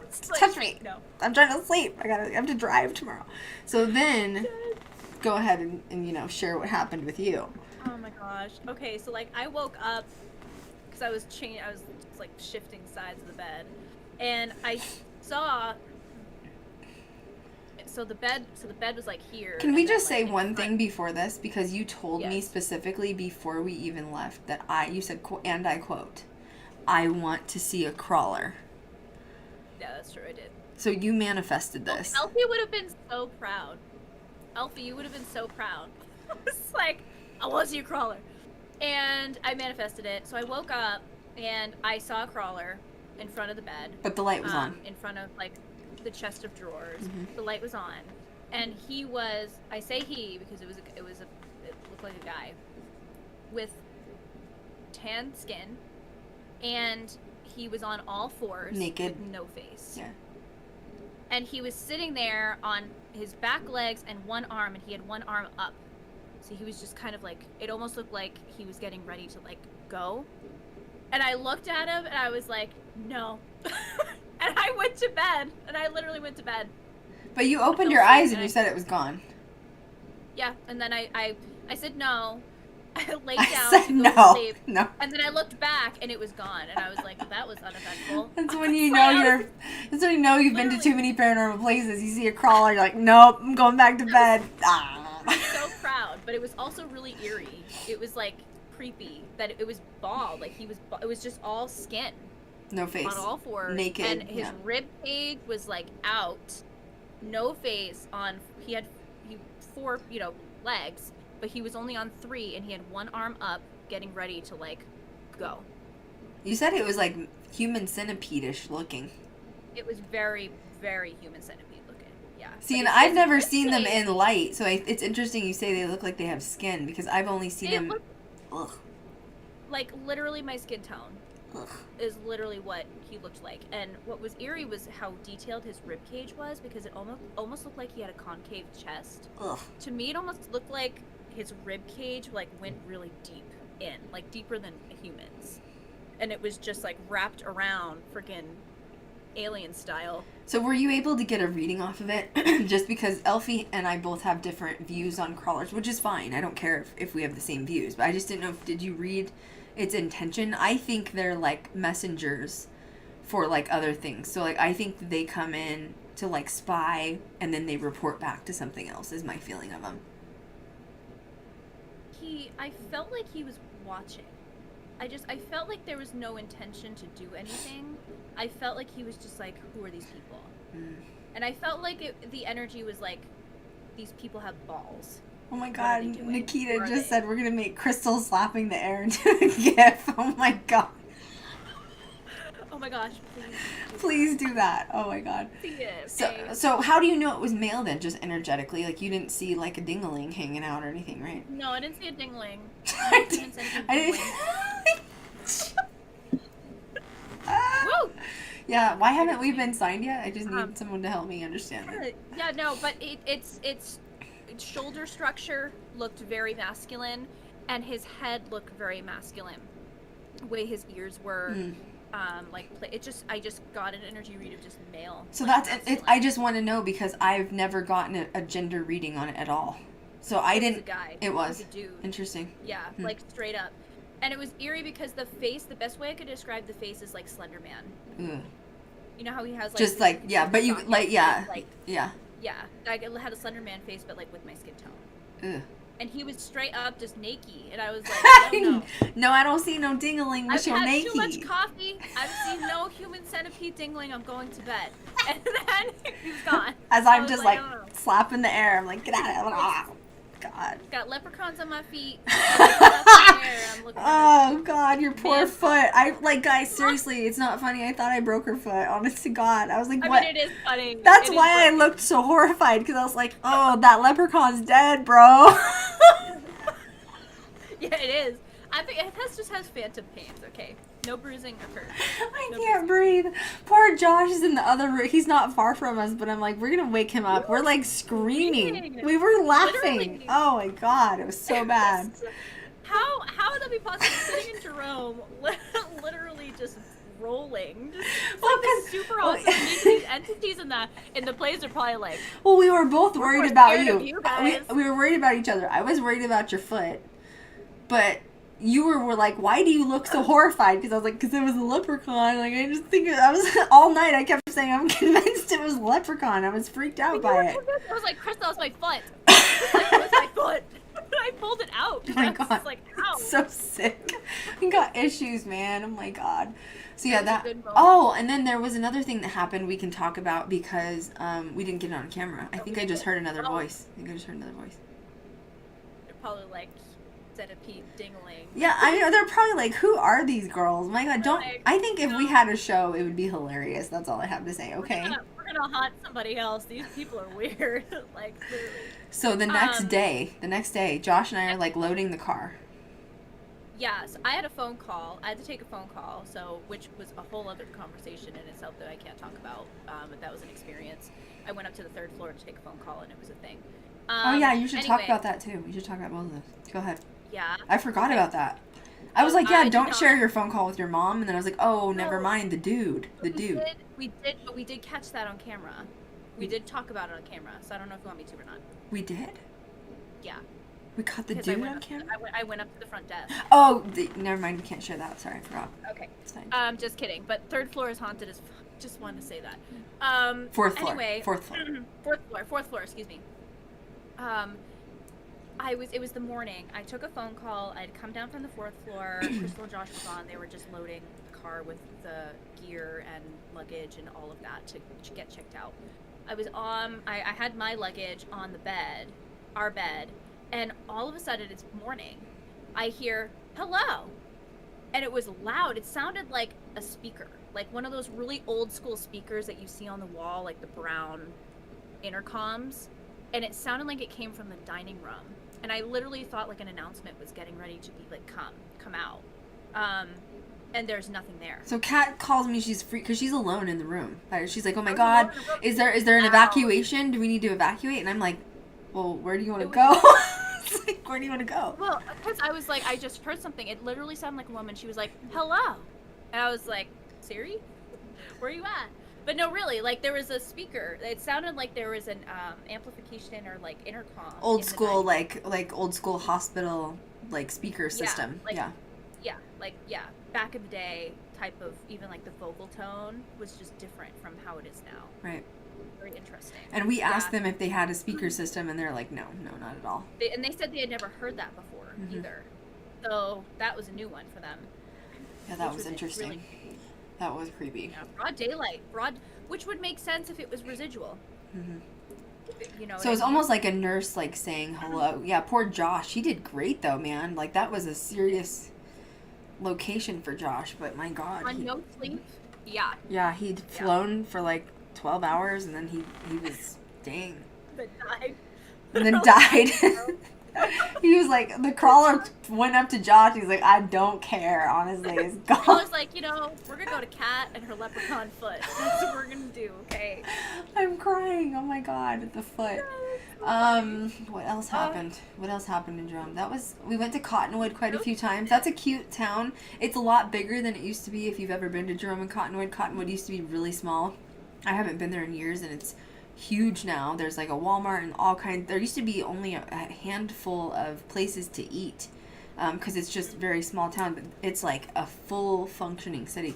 I went into the grocery store on the way out. I had to get some allergy medication, and I was in like full Ghost Girl gear, like black Docs, like funny. my lace. Isn't hard. And, yeah, Kat and Josh stayed in the car. I ran in to get allergy pills, and I went in, and this guy walks up to me. He's like, you're not here. You're not from around here, are you? And I was like, do you think? He's like, I've never seen anybody wear Doc Martens before. And I was like, he's like, where are you from? And I was like, Vegas. He was like, makes sense. I was like, okay. People are weird.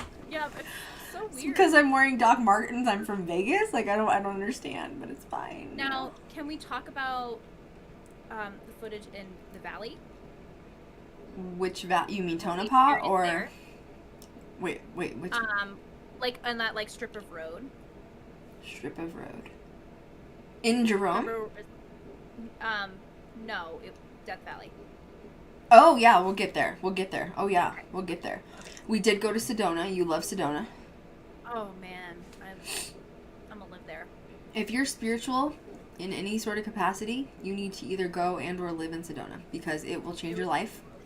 Yeah, Yep. it was an emotional experience. Yeah, Kat wants to live in Sedona. I will eventually probably buy some sort of little like condo or something. It's only 3 hours for me anyways. But yeah, you want to talk about The tea. yeah. There's so much tea. I loved it. Yeah, everyone there is just so like zen, and the energy there is very just like nice, weighted, Grounded. really even. Everybody's really kind. No one's really in a rush. Everyone's just very methodical and they just are. They're present. It's very When you spiritual. get like when you get a group of people like that, especially in such a beautiful area, it's just otherworldly. It's beautiful. I took you to the shopping area, which is one of my faves. I mean, I love shopping anyway, it's fine. But they have Native American stores, like any kind. They have pagan stores, witchcraft stores, spiritual stores, paranormal stores. Like literally anything you can think of on the spiritual side is there, and they welcome all of it. And I loved the Native American stores. They were amazing. Different tribes, different indigenous tribes. I can connect with. I just love, and it's just. The shopping's amazing too for being such it's a small town, but it's not, I feel like. It's a big small town. That makes sense. Mm-hmm. But the rock is It's beautiful. very There's waterfalls. There's hiking. There's the healing vortexes. You can hike there. It's amazing. Oh my god. Thank God I didn't drive that on the way out, because it's like on a fucking cliff. It reminds me Like, of Colorado. Yeah, like I don't know. That's yeah. what you were saying. I was like, I drove out of Sedona. I mean, I think Josh probably could have handled it because he's done a lot of road trip. So I drove out because people are you're nervous when you're like, I'm from Colorado. So I'm from Colorado, bro. It is. There's a ledge, and a lot of people were driving very, very slow, and I can just whiz right through there because I grew up in the mountains, so it's fine. So yeah, we went home, and then that was it. That was good. Arizona was good, and then we decided to do another film shoot, and this time we were stupid and didn't take security with us. We did, yeah. And that will be the first and only time that we don't take security with us because it was not safe. And security was not happy that they were not with us. It's fine. We learned our lesson. Sorry. Yeah. I was like, we can go to. It's gonna be fine. Like it's not. We got this. So we drove through.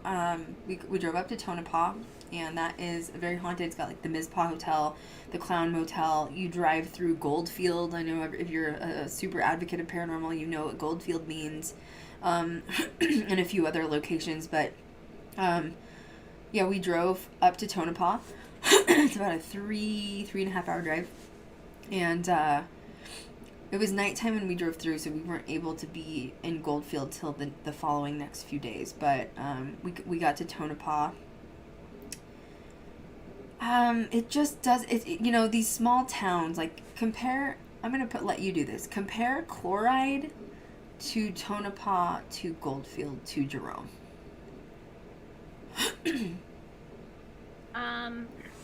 Jerome is welcoming. Jerome was welcoming. Tonopah was a little bit sketch. More like, yeah, it was sketch, but it was also had more to offer than Chloride. Chloride was definitely the bottom of the totem pole there. Yeah. And the bottom Goldfield, of the totem pole. Goldfield was like, I feel like it was just kind of like slapped on the map, and it's just like, oh, Goldfield. Yeah. I didn't feel like it. Like Tonopah was definitely a little bit more touristy without it being touristy. I mean, they like had 2 restaurants or something, but at a gas station. But there was more there than Chloride, and Jerome definitely had the most. But Goldfield, it was like you would drive to Goldfield, and you were like, oh, you're in Goldfield, and now you're not in Goldfield anymore. There's no gas stations in Goldfield. Like that's how small it is. There's some weird going on. There's some weird going on in Goldfield. Yeah. There's something's not right. Yeah. Tonopah is sketch only in a way of I don't think the city puts a lot of money into it when they should, especially when they have. Shame. I know. I mean, well, for having 2 major haunted locations like that, that's a major tourist attraction, which is the Clown Hotel and the Mizpah. So it's a lot. Like we got to know some of the locals while we were there in Tonopah, and it's a lot of just generational people that have grown up there their whole lives, and like they know that it's been on TV and all this stuff, and then like they pick you out. They actually are very welcoming if you're into paranormal. They are. They kind of called us out. Everybody kind of just knew why we were there without even talking to us. It's true. I'm besties with the owner now. Clown Motel. I wish you could see my face right now, okay? What? With it? Nothing. With that? I'm just going to say that the owner of the Clown Motel may have a thing for Cat, and we are welcome back anytime. That's all I'm going to say. Anytime, sweetie. And it, by the way, wasn't looking at me when he said it, so I'm just saying. Also, he took a lot of pictures of Cat, so that's fine. So you can hang them on the wall. You know what I mean? There's a mural of you there. Great. Yeah, great. Wonderful. Do a cord cutting ritual in the next hour. It's gonna be fine. Oh my god. There's one, it's fine, No, I think they were excited that we were there. They were very kind. Yeah, they looked up Ghost Girl Diaries, and he was like, oh my god, you should have warned me before you came. And I was like, well, I don't know, we were just chilling. You know what I mean? Like, sometimes it's fun to not... I don't necessarily always call and do it the professional way. You don't really have to if you're renting a room to just investigate. You know what I mean? But it was great. Like, so we've been welcomed back anytime. Really great experience. No bad experiences with the Clown Motel itself. Like, it was great. Like, great. Everyone was welcoming. I'll tell you guys it's a great place to go for a paranormal investigator. Definitely a good place for like an amateur rookie, like level, because they're very welcoming and they like to talk about the paranormal. Not every location will be that way. Some locations are very private. They don't want to talk about it. Some of them are ashamed about it, and they're not there. They welcome it. They want you to shoot there. They want you to have video footage. They want you to do something with their location. So yeah, that's a good one. And Mizpah, I think if I'm comparing the two, we did go to Mizpah. I think Mizpah is way, way, way more haunted than the Clown Motel is. We got a lot of insider information that we can't share because it's going to be part of the feature of the Clown Hotel. But I don't think anything bad or like negative necessarily resides there. A lot of people like me to, clear that up. Is like, if it was on Ghost Adventures, is it demonic? No, it's not. I don't think there's anything demonic at the Clown Motel, honestly, at all. No. I didn't sense that at all. No, we slept great. Actually, that was the best place. That was the best haunted location I've ever slept at. Yeah, It was that's great. why I think that for a rookie or an amateur, it's a perfect place to go, because a lot of people don't have a lot of money to stay somewhere else or whatever, and it's the perfect place to go because it's not scary to sleep there after you've done an investigation. So, and we stayed in the most haunted room, and it was the Exorcist room, and it didn't phase us at all. Bestie. Yeah. I was with my bestie on the wall. Now, I am going to talk a little bit about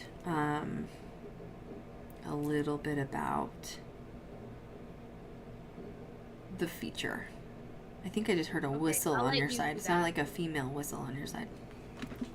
I know. You'll have to sage. It's fine. The Tonopah Cemetery was way, way more haunted than the actual Clown Hotel. Do you agree? Yes, that is all you though. That was crazy. Elfie not only did our historical work for all the locations, but she also did our post-production time stamping of Paranormal Activity. And I love you, Elfie. Thank you, by the way, because you saved my life with that. Yeah. Love you, Elfie. Now, remember, Elfie has done some shit, okay? Like, she was on, a show. It was, like, kind of a big deal called, it's, like, my second favorite paranormal show called Paranormal State. And so she's seen some shit. Elfie's seen some stuff. She's been to a lot of locations. And, I mean, I'm so jealous that she investigated Mothman. I'm never going to drop that until I finally go, okay? But, I'm never going to let that go. Let's go tomorrow. God. Band-Aid. But she was like, she did the footage of the graveyard that's outside of the Clown Motel, and she was like, that was some of the scariest shit I've ever seen in my life, like literally. So she was like, this is not right, like something's not right here, and also scary during it. Yeah. Experiencing it. And I'm gonna give a sneak peek by talking about this, but I'm not releasing. I did release a little clip on TikTok. If you haven't seen it, you need to go to our TikTok, which is Ghost Girl Diaries. I released like a 3-minute clip of us in the graveyard. So I've been on a lot of investigations. I've been in the public eye since 2011, but even before then, I was into paranormal for my whole life. And growing up outside of the Stanley Hotel, I can't tell you, I've been there hundreds of times, literally, at the Stanley Hotel. Like, I can't even keep count. Because it was literally in my backyard, So, I want to go there. Oh, we should. But you know what? That one is probably equivalent to Jerome. But it depends. The worst part about Stanley Hotel is you don't know what it's going to be like the day you hit it. And what I mean is that some days it can be a friendly haunt, and other days it can be a really dark, icky place to be. And I think it's because that it sits on quartz, so they claim energy shift in and out when it's built on quartz, and it's just like when there's bad energy there, it's bad. I told you I saw like a 4-foot troll thing manifest in the concert hall of the Stanley Hotel, and then in the presidential suite is where they have Native American spirits that I've seen, which I'm indigenous, so I'm not shocked by that, but that's where I saw that little leprechaun thing with Billy from Ghost Adventures. Protect your leprechaun foot next time. You know what? Here's the what is the twist? It was actually my foot. It was actually there. Jesus. Time traveling. Your foot was at the Stanley Hotel 20 years ago? Okay. Just my left foot crawled. I literally can't. And then you had a flashback in Jerome, and you were like, yo,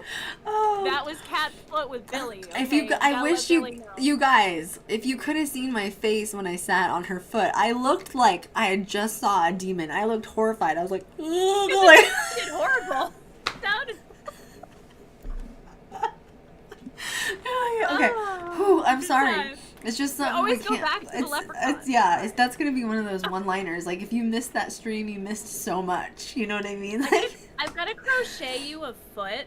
Oh, With, God. leprechaun's hat on it, with a leprechaun's hat on it. oh my god. Even then, every time I'd ask her, "How does your foot feel?" I would just burst into tears and laughter because I was like, "I'm sorry, I don't mean to be mean." Okay. Give her major side eye. It's like, Oh my god. Whoa. You know what's Hi. funny though is that the number one comment that I've been getting from people, I'll get back to the story in a second. The number one comment I've been getting from people is that they love our jokes and how we laugh on the stream. And it made me laugh because I'm like, I thought we were like annoying people, but apparently they this is literally how we are on the phone. It's like sometimes we'll be on the phone for like 2 hours and we're just we're not even saying anything. We're just laughing. Oh It's- god. The we're leprechaun joking, foot. and it's You the should fucking leprechaun, you should make man. a lucky leprechaun foot keychain and knit that shit and sell it. That's what you should do. God, like a rabbit foot. I Oh would my buy God. it. Leprechaun foot. It's just so All messed right, up. I'm Whoa. copywriting that. Oh my god, it's messed up. Do it. Oh, leprechaun. Whew. All from that one night, Someone- Jerome. Someone just draw this and make it like limited edition stickers of like Littlefoot. leprechaun foot. Oh, God. Little foot. Oh my god. That's already taken though. Is it? Yeah, Littlefoot, Bigfoot. Oh, That is it? dinosaur movie. Oh, It was, like, yeah. That made me sad. That's a sad Man Before topic. Time. Yeah, Man that's Before Time. God. That's depressing, man. I can't go there. Okay. I hate that Okay. movie. I used to cry so Yeah. bad as a kid when I'd watch that. It's childhood trauma. I would cry with Fox and the Hound. Oh, that Saint Bambi. When I Oh, saw my eyebrow. do you want to kill Yeah. me? Do you want to break my heart? Horrible, traumatic. Anyway. Like, you want your foot broken? The next person. Just kidding. Oh my god. But Okay, so back to Tonopah Cemetery. So Yes. we decide Krystal's got the great idea that we're gonna just get the worst over with first, and we're headed to the cemetery first. honestly, it was smart. I'm kind of glad. Was it? Because I feel like it wasn't. Well, So- we needed to rip that band-aid, so. God, and it was only like 9 or 10 o'clock at night. It wasn't even that late, and it was just bad. But energy-wise, it felt that late. Okay, it felt that late. I'm telling you, it was otherworldly. So the cemetery sits on the side of the Clown Motel. The Clown Motel sits at kind of like a corner lot, and then it's on this side of the Clown Motel. And it looks old because it is old. And you walk down like just a few steps, and then you walk down a few more steps, and you're in the cemetery. And we hadn't walked through it during the day; it was only at night. And we get down there, and whatever's in there makes us feel like we literally can't go in. Like there's like a energetic wall that like if we step foot 2 or 3 more feet, it will get us, whatever that is. I don't even know what that means. And It was in front of us and in back of us, and it was before the entrance. it was like it would not. It whatever it was like, don't even think about it. Like, and it was like, even if I tried to go, I could feel it was like, don't. It was like a warning. Yeah. It was like a warning. And Messed up. I don't even know what it was, because like at first when we went down there, it didn't feel like bad, but it was eerily quiet because it's a small town vibes, whatever. But I don't want to talk about the sheriff, but I do want to talk about. Let's just back up for a minute. And How far are we backing up? that we're backing up to Death Valley.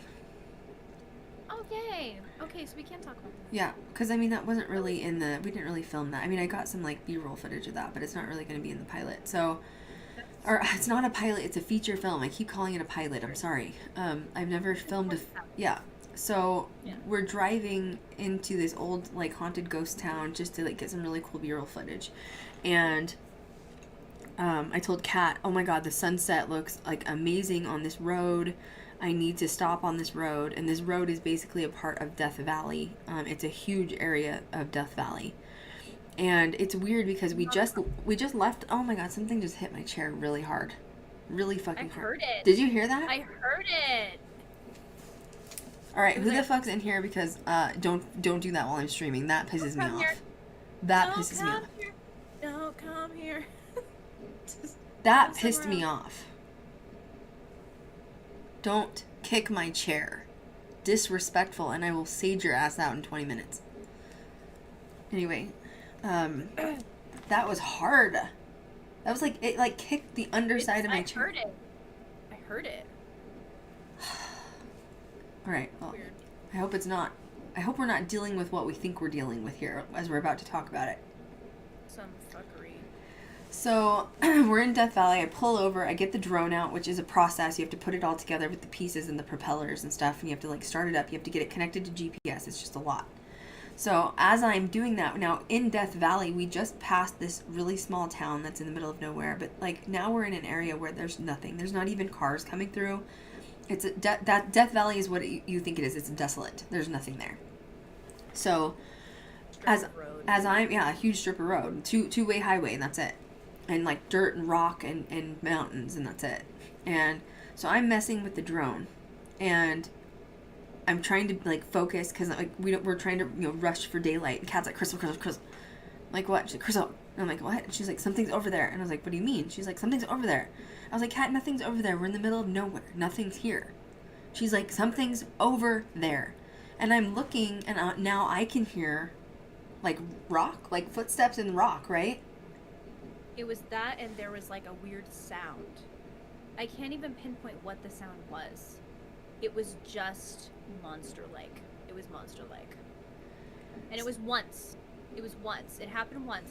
And then I was trying to get your attention, and it happened again, and then that's when we heard like rock fall.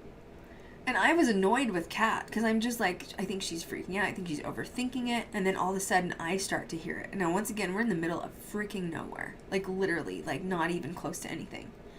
And Kat's like, I'm like, okay. And now I'm hearing it. And you're right. I could tell it wasn't human. I don't know what that means. It wasn't an animal. We're not dealing with like a mountain lion.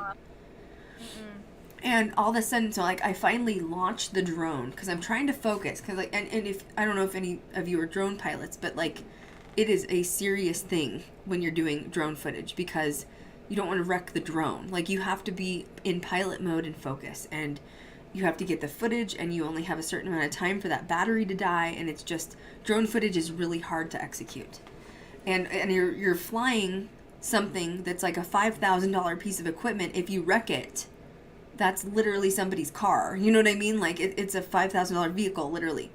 So I finally launched the drone, and I'm trying to focus. 'Cause I can hear it. I know something's over there. And I'm just like, okay, I can do this. Just focus. 'Cause you can't land it wrong either. It'll wreck it. And all of a sudden, Kat's like, I just know it's a skinwalker. And I was like, are you serious? And she's like, I just know it's a skinwalker. And she's like, I don't know why I'm saying this, but she's like, it knows you're indigenous, and that's why it's here. And it was communicating. I think there was more than one. Because where we were at, the long strip of road, you have these like these dunes, like these. It almost looked like dunes, but it was mountains. And I think it was communicating to something across the way. It was like a major sense of urgency to like hurry up and go because something was about to go down. So I did the drone footage shittily, but I did it. I landed the drone. Fine. It did look okay, but I landed the drone, got it. I didn't even pack the drone correctly. I threw it in your lap and you put it away. But here was the eerie thing too, is that the weather started to get real strange. Yeah, it was trying to take the drone down. Yeah. Remember how windy it started to get, and you couldn't land it, and we were getting concerned because we wanted to get the hell out of there. Yep. Like it was almost like it was trying to trap us. I couldn't. So drones are very lightweight, but yet heavy. I know that sounds strange, but like when it's in the air, if you're trying to land a drone with wind, and I did not. First of all, you don't launch a drone in wind. Period. Because it will fly away and it will wreck and you'll be screwed. So that's weird. You have like a weird shadow in your picture. Is it this way? Yeah. Yeah. Do you guys see that? There's still a shadow like in the bottom corner. Well, I have a light behind this. Backdrop. No, there's still a shadow there. Over there. I wonder if something's standing over there. It would, yeah. Okay, people are saying they're hearing things and they don't know which side it's coming from. It's probably this stupid skinwalker.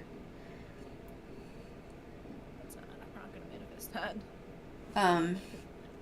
That's weird. Anyway, yeah, it's like really... Yeah, it just got like really dark over here. Yeah, do you see it? It's lightening up a little bit now, but it's still dark. Ducking. Slap it away. Maybe he wants a leprechaun foot. Do you want a leprechaun foot? Do you want a leprechaun foot? Oh my These God. entities are like these bitches. Really? Oh my God. So, It's weird. so we get in the car. I throw the drone on Kat's lap. Kat's like trying to put it away, and Kat's like, I'm just telling you, I know it's following us. She's like, we're driving in the Charger. She's like, I just know it's following us. And we got up to this other ghost town that we were filming at. We had to film more like B-roll footage and stuff like that. And Kat, the whole time, she's just like, I know it's here. It's following us. I just know it's following us. Skinwalker? Yeah. So, or Minnie? You thought Minnie. I think it was 2. I think they were communicating. So we wait till it's about dawn and it's like getting darker, and we decide to leave, and now we're headed back toward on the main highway because we kind of like went off to another area, and now we're headed towards Tonopah. Okay, Well- so this is where we were going back to Tonopah. Mm-hmm. I just felt the floor shake behind me. Yeah, I thought I heard like another voice right before you Like, said it was that. Like it was like a stomp. Huh. It must be transferring back and forth between us while we're Yeah. live. You know what? I got my Zen guard. I'm telling you, that You're kick okay. on my chair scared the crap out of me. Like, I do not like that It stuff. was loud. That was aggressive. I heard that. Did anyone else hear that? Oh, Because yeah. I heard it. It almost sounded like a slap. It felt like somebody, like, you know when you were in high school and somebody'd kick your chair out, like if you're sitting in your chair? That's what it felt like. It literally felt like a foot was under my chair and kicked me. And I was like, so we go to Tonopah, we go to the graveyard, and we're having all these weird experiences that I'm not going to share. But there's a point, which is what creeped Elfie out when she watched the footage. We believe that, and I called it out on film, that the Skinwalker is there in the graveyard with us. And That's when it got real weird. and when I called it out is when really weird bad stuff started to happen. And it sounded like it was like morphing into different animals, almost like you could hear like a crow and a bird, and then it sounded like maybe like a deer and an antelope. We heard dogs barking, which it hadn't happened at all at that point in the night. So it was like morphing back. You're zoning out. Are you getting a reading? I'm sorry. I don't know why I just zoned out while you were saying that. That was really weird. I know. Okay. By the way, Kat's abilities have increased since you last saw her. And she's actually been channeling shit. And so yeah, it's been really cool to use her in investigations. But anyway, yeah, we think we had an encounter with a skinwalker, and that was Elfie. Apparently in the film I said, okay, well, we like took a break and left the graveyard, and then I said, okay, let's go back in, and Elfie was like, how about we don't? How about you don't go back in? Because even Elfie's like, I could just sense that surge of urgency of just like, you should not go back in there. It's not safe. That is the first time in my career of paranormal that I didn't feel safe. We didn't go back into the graveyard because I knew if we did, something really bad was going to happen. There were other things that were happening in the distance, and I don't want to talk about it, but I assume it to be paranormal, but if it was not paranormal, it was going to be a life-threatening situation, and I decided to dip out, and we didn't go back to the graveyard. Sorry, Josh. Whoa. Yeah, you're glitchy. Whoa. That was weird. Did you hear something? No, that was just my whole thing just like froze. I know, it was glitching. So, to end that story of Tonopah, we had gained the attention of a lot of locals, and people were wanting to take pictures with us, which they did. And, which was cute because I have really bad imposter syndrome. It's really bad. I don't think I'm important. I know that sounds terrible. In my head, until I've accomplished getting the series signed, I'm not good enough. And until I've accomplished getting the series signed, even though I have millions of views on YouTube, it's not good enough. So in my head, I'm really bad about thinking that I am somebody. So when people see me and want pictures with me, it's weird. Because I just don't think I'm important. I know that sounds, I don't know why. So people wanted to take pictures with us, and the last person that wanted to take a photo with us was a creep. And Dude. that was when we should have had security with us. So I'm going to let you tell that story. Oh, well. So I was in our room at the time. Krystal had taken out the drone to do some last minute B-roll footage and, drone footage of the whole location and all of that. And, she was outside by herself, and I was conversing with somebody that was chatting about some things going on within the vicinity, and we made friends with somebody and all that. All of a sudden, I get a voice memo. I had a voice memo from Was it a Krystal. voice memo? I thought I texted you. A voice memo. Was And it? you were like, Urgency? yeah, because you were trying. Yeah, you were just like, could you I need you to grab the charger. Can you come out here with the I need the charger right now. So I was thinking, oh crap, the drone's like mid-air, and she needs something. You know what I mean? I was trying to find this charger, and I couldn't find it, so it took me longer to get out there. 'Cause I was like, I'm sorry. I was like, I literally have no idea what she's talking about. I have nothing to give to her. I'm So sorry. I I'm going to get fired if I don't find this charger. charger, because like we had only brought that thing back into the room to charge. Oh And I ran outside and I was like, what are you talking about? I was like yelling. I was like, what charger? You were like, come here. And I was like, what? And you're like, come here. I was like, okay. So I went over, and there's this creepo freaking dude standing with Krystal, pretty much harassing her. Oh, And God. she's sitting with her drone, and she's clearly like turning her back to him, like not engaging in conversation, like not even wanting to go there. And I walk over, mind you, she and I are in these like black dresses. Well, we looked like gothic, like dolls, because we were doing B-roll footage. I had a dress on, a short dress. He was trying to take pictures up my skirt, which he would have been very disappointed because I always have shorts on. Anybody that wants to take a picture under my skirt and my dress, you're going to be very disappointed. I got shorts on, boo. Oh my god, I'm dead. Well, I go over, and, I could immediately tell what was happening, and, like, my Aries just, like, went on, because I was like, yo, don't fuck with me. Like, okay, we don't have security, I'm your security right now, okay? We're gonna have some issues, I don't care if I'm in a dress. And he looks over at me, and he goes, why are you dressed like a Mormon slut? And I was like, excuse me? Like he said it, and I was just kind of like taken aback by it. He goes, yeah, why are you ladies dressed like Mormon sluts? Well, he knew who Ghost Girl Diaries was because he had his phone open to the YouTube channel, but he was like... Right. He wanted to know, like what we were doing and, like, what, like, why. And he wouldn't stop saying it. He was standing next to me. He was trying to take pictures with me, and I kept saying, like, I'm not the kind of person to say no when people ask me for a picture. Like, I'm not rude. Like, unless I'm having, like, a bad day. Like, you're just... It's gonna happen, like people, like everybody's a person. You're gonna have bad days. I don't usually say no, but this guy was just, he kept trying to like put his arm around me on my shoulder, and I was like, no, thank you, no, thank you. Plus, I'm in the middle of trying to shoot footage. I'm in cinematographer mode. No, I don't want to I don't want you to be handsy with me anyway. Like, just leave me alone. I kept walking away from him, turning my back to him. That's when he tried to take pictures up my skirt, And then I walking behind you, and we went to the cemetery, you know what I mean, to just get away and like have a conversation, and we literally just left him on red. So he was left standing there like an idiot, because he is an idiot, and went off to go and do his thing. But like anytime we were in the vicinity or had to go back to the room for something, here he comes.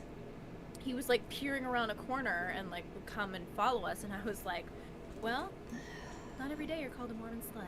Yeah, we're Mormon sluts now, apparently. Mormon sluts And then now. he's like, Anytime or are we're- you like going to a funeral? And Kat was like, I was like, Kat I was literally looked at him. I was like, why would we wear this to a funeral? Like We walked away and Kat was like, I'm not going to a funeral, but I'm a pagan witch and I'll bury you in a fucking jar outside the desert, though. I was like, oh. Literally, I was so triggered. Oh my god. Jeez. And then that's when we texted Josh. Like, you know. Josh was like, I knew I shouldn't have left. I just knew it. And I was like, yeah, never again. Not doing it again. Oops. I learned that lesson. And no more ripping the Band-Aid filming without Josh. Okay. It's okay. We survived. It's fine. But we did. We got through it. But it's like I forget though that people like are gonna recognize us. I know that sounds stupid, but like I just forget it sometimes. And it was my first time experiencing that. That was my first time experiencing. How did that feel? It was weird. When he was like, especially like when we were inside, we were standing next to, I think I posted a picture about it on Instagram. Mm-hmm. We were standing next to that haunted clown. Mm-hmm. Remember on Ghost Adventures where like the hand moved? Mm-hmm. Like Zach, there the hand moved? Yeah, we were standing with that clown. And the owner was like, can I take a picture of you guys? Well, mainly so you. I was like, what? He wanted a picture of your leprechaun foot. I should have posed. Like done a yoga pose with just like my left foot. I'm sorry. No, actually, no, I'm glad not, because that's sick. People are sick. They probably do something with it. Oh my god. Don't be sick at the Clown Motel. Leprechaun foot fetish. Oh my god. That's fine. This podcast and this is great. This is a great return, you guys. We've missed you. I mean, so you know, much. the first part was sad. The second part is it's ending on a high note. I feel like that's where it needs to be. You know. Paranormal activity. We're laughing. What happens when you see a demon? Oh, it's a leprechaun foot. Don't worry about it. It's fine. Leprechaun foot, guys. Don't. Yeah. It's fine. So yeah, you got noticed. How did it is weird when it first happens, isn't it? Because you're just kind of like. Yeah, I was like, why? Like I was sitting there. Why? Yeah, I was like, what? You know, we're just because to me, in my head, I feel like I'm so ingrained now when it comes to the producer side of things. I'm like, I'm working. Right. Yeah. You know what I mean? Like, I'm like, why? No. I think it's funner. I think there's a difference because it's like when actual fans come up to you. To me, that's fun. That's fun. Yeah. But it was like the weird. It But was when it's like the secretive like crush and then they can't like just be normal and that gets creepy. Then you're kind of like okay, thanks. You know what I mean? Can you just be chill and be like, hey, what's up? Do you want a picture? And be like, yeah, you're right. You got a few. Sorry. I'm sorry, guys. That leprechaun thing, it's never going to die. It's just going to go on forever. Y'all are now going to be dealing with this with us, okay? The series is going to get signed, and we're going to be at, like, Waverly Hills, and we're going to hear, like, something move, and I'm going to be like, was it a leprechaun foot? And only people that listen to this stream are going to know. You know what we need to do is, like, you know how in Destination Fear they have, like, that Dakota's duck thing? Yeah. I have a leprechaun foot. A leprechaun foot. Who can find the foot? Oh my Who god. can find the crochet foot? It's so sick, bro. It's like... It's chilling with the human centipede dingaling. Oh my god. Whoa. Wow, it was fun. Yeah, that was our road trip. It was fun. It was great. It was fun. Ms. Paw's cool. We're gonna go back there and hopefully film too. We want to go back to Ms. Paw. Ms. Paw's really beautiful. It's I mean, the Clown Motel, it looks like a motel. Like it's interesting though, because they have literally thousands of clowns that are. I asked him. I said, "Where do you get the clowns from?" And he said they get them from just fans all over the world. Have been sending them in for years, but since they've been on the Travel Channel so many times, people send clowns, and there's clown art. Anything you can think of clown related, it's in there. There's clown posters. There's clown people have drawn pictures. There's chalk art of clowns. There is knitting clowns that are knitted. I mean, it's literally. There was what was that board in the 80s and 90s that we played, like a Light Bright? There was a Light Bright clown that was in there too. Like literally anything you can think of. That back room is messed up. Yeah. That back room with all of those trinkets in there. There's something in there. Yeah. Apparently there is a clown spirit there. We did ask the housekeeper about this because we didn't experience the clown spirit. But she said she's seen it, and she thinks he's harmless. She doesn't know who he is, and so that would have been interesting if we would have captured that. But we ended up communicating with a lot of spirits from the graveyard, and yeah, it was peaceful. You hearing some? No, I don't know why. I mean, I guess it's not that out of left field, but clowns, John Wayne Gacy. Yeah. There's a new documentary coming out about him on Netflix on the 20th. Really? I haven't seen that one. I'm gonna have to watch it. Yeah. Yeah. I don't know. We were talking about clowns, and I was like, this is messed up. Yeah, that's... John Wayne Gacy. What do you do when you want to relax? Watch a serial killer documentary. It's fine. Okay, let's see. We're rounding down to the last few kind of topics here. So we want to chat a little bit about TikTok. We are... so excited. Yeah, we're kicking ass on TikTok. We're at almost 10K. Yep. And next week we should be live on TikTok, hopefully. Elfie, her next few topics are going to be really interesting. We're going to start talking about occultists. We're going to probably... I think next week's Alice Crawley again, because we only touched base on him a little bit. So we're going to talk about Aleister Crowley. And then she has some other occultists that we have on the list that people haven't really heard of from like the 1800s.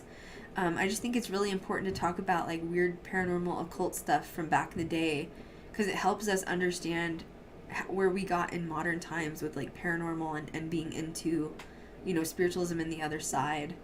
And we're also, this podcast should be called The Tales of the Leprechaun Foot. Oh my god, can we? Oh my god, Kat, I think you should start that series on your TikTok. Leprechaun. Oh my god. You should start some like weird series on TikTok where you take like a crocheted leprechaun foot to like haunted places and just leave it there. Oh my god. Okay, I can't talk about it on this stream because it's really messed up, but you know what I'm talking about. I do. Your foot? Your leprechaun? Yeah. No, I'll call you after this and we'll chat about it. I'm scared. Remember I said I was gonna like crochet little things and then put them Oh in yeah. house. Yeah. Because you're fucking weird. But not that. Okay, but not that. But do the foot? Yeah. There you go. But do like a foot or go to Salem. You're so close to Salem. Just drop it off in Salem. I haven't been in so long.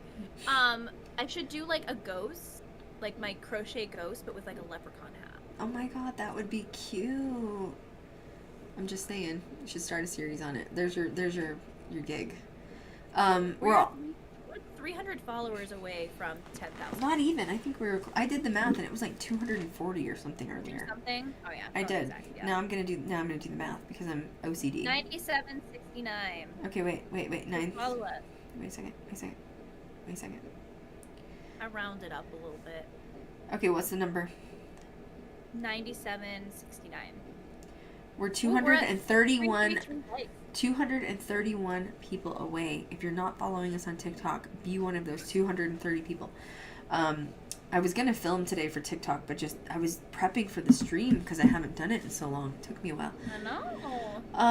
And yeah, we're revamping social media and YouTube. A lot of people are asking me what's going on with YouTube. We were gonna stream to the new YouTube channel, but we don't have enough subscribers there yet. I think I'm just gonna start uploading to both channels and see which one starts growing. That's what I'm gonna do. I'm gonna start filming shorter videos, like 10 minutes, and upload them to the YouTube channel. I'm gonna do random stuff. I want to talk about like dark directors. I want to talk about haunted locations. A lot of people are asking me about reviewing paranormal shows again. I have a couple opinions on that, and you're probably not gonna like it. One is, if Kat came to Vegas, it's getting dark again on that side of the camera. It's creepy. I don't like that. Ugh. If Kat comes to Vegas, which I'm sure she'll be back, we will probably do booze and reviews.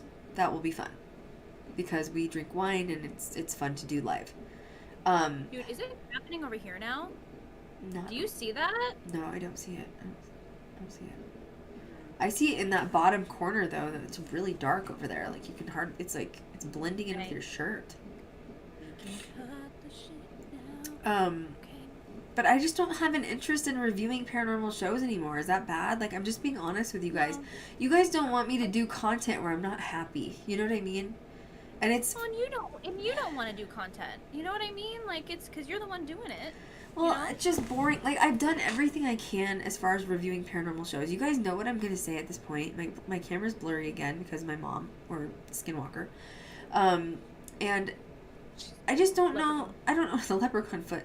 I don't know. I find it boring. Like, I don't want to review Ghost Adventures anymore. I'm bored. You know what I mean? Like, I feel like we're going into Ghost Girl Diaries 2.0.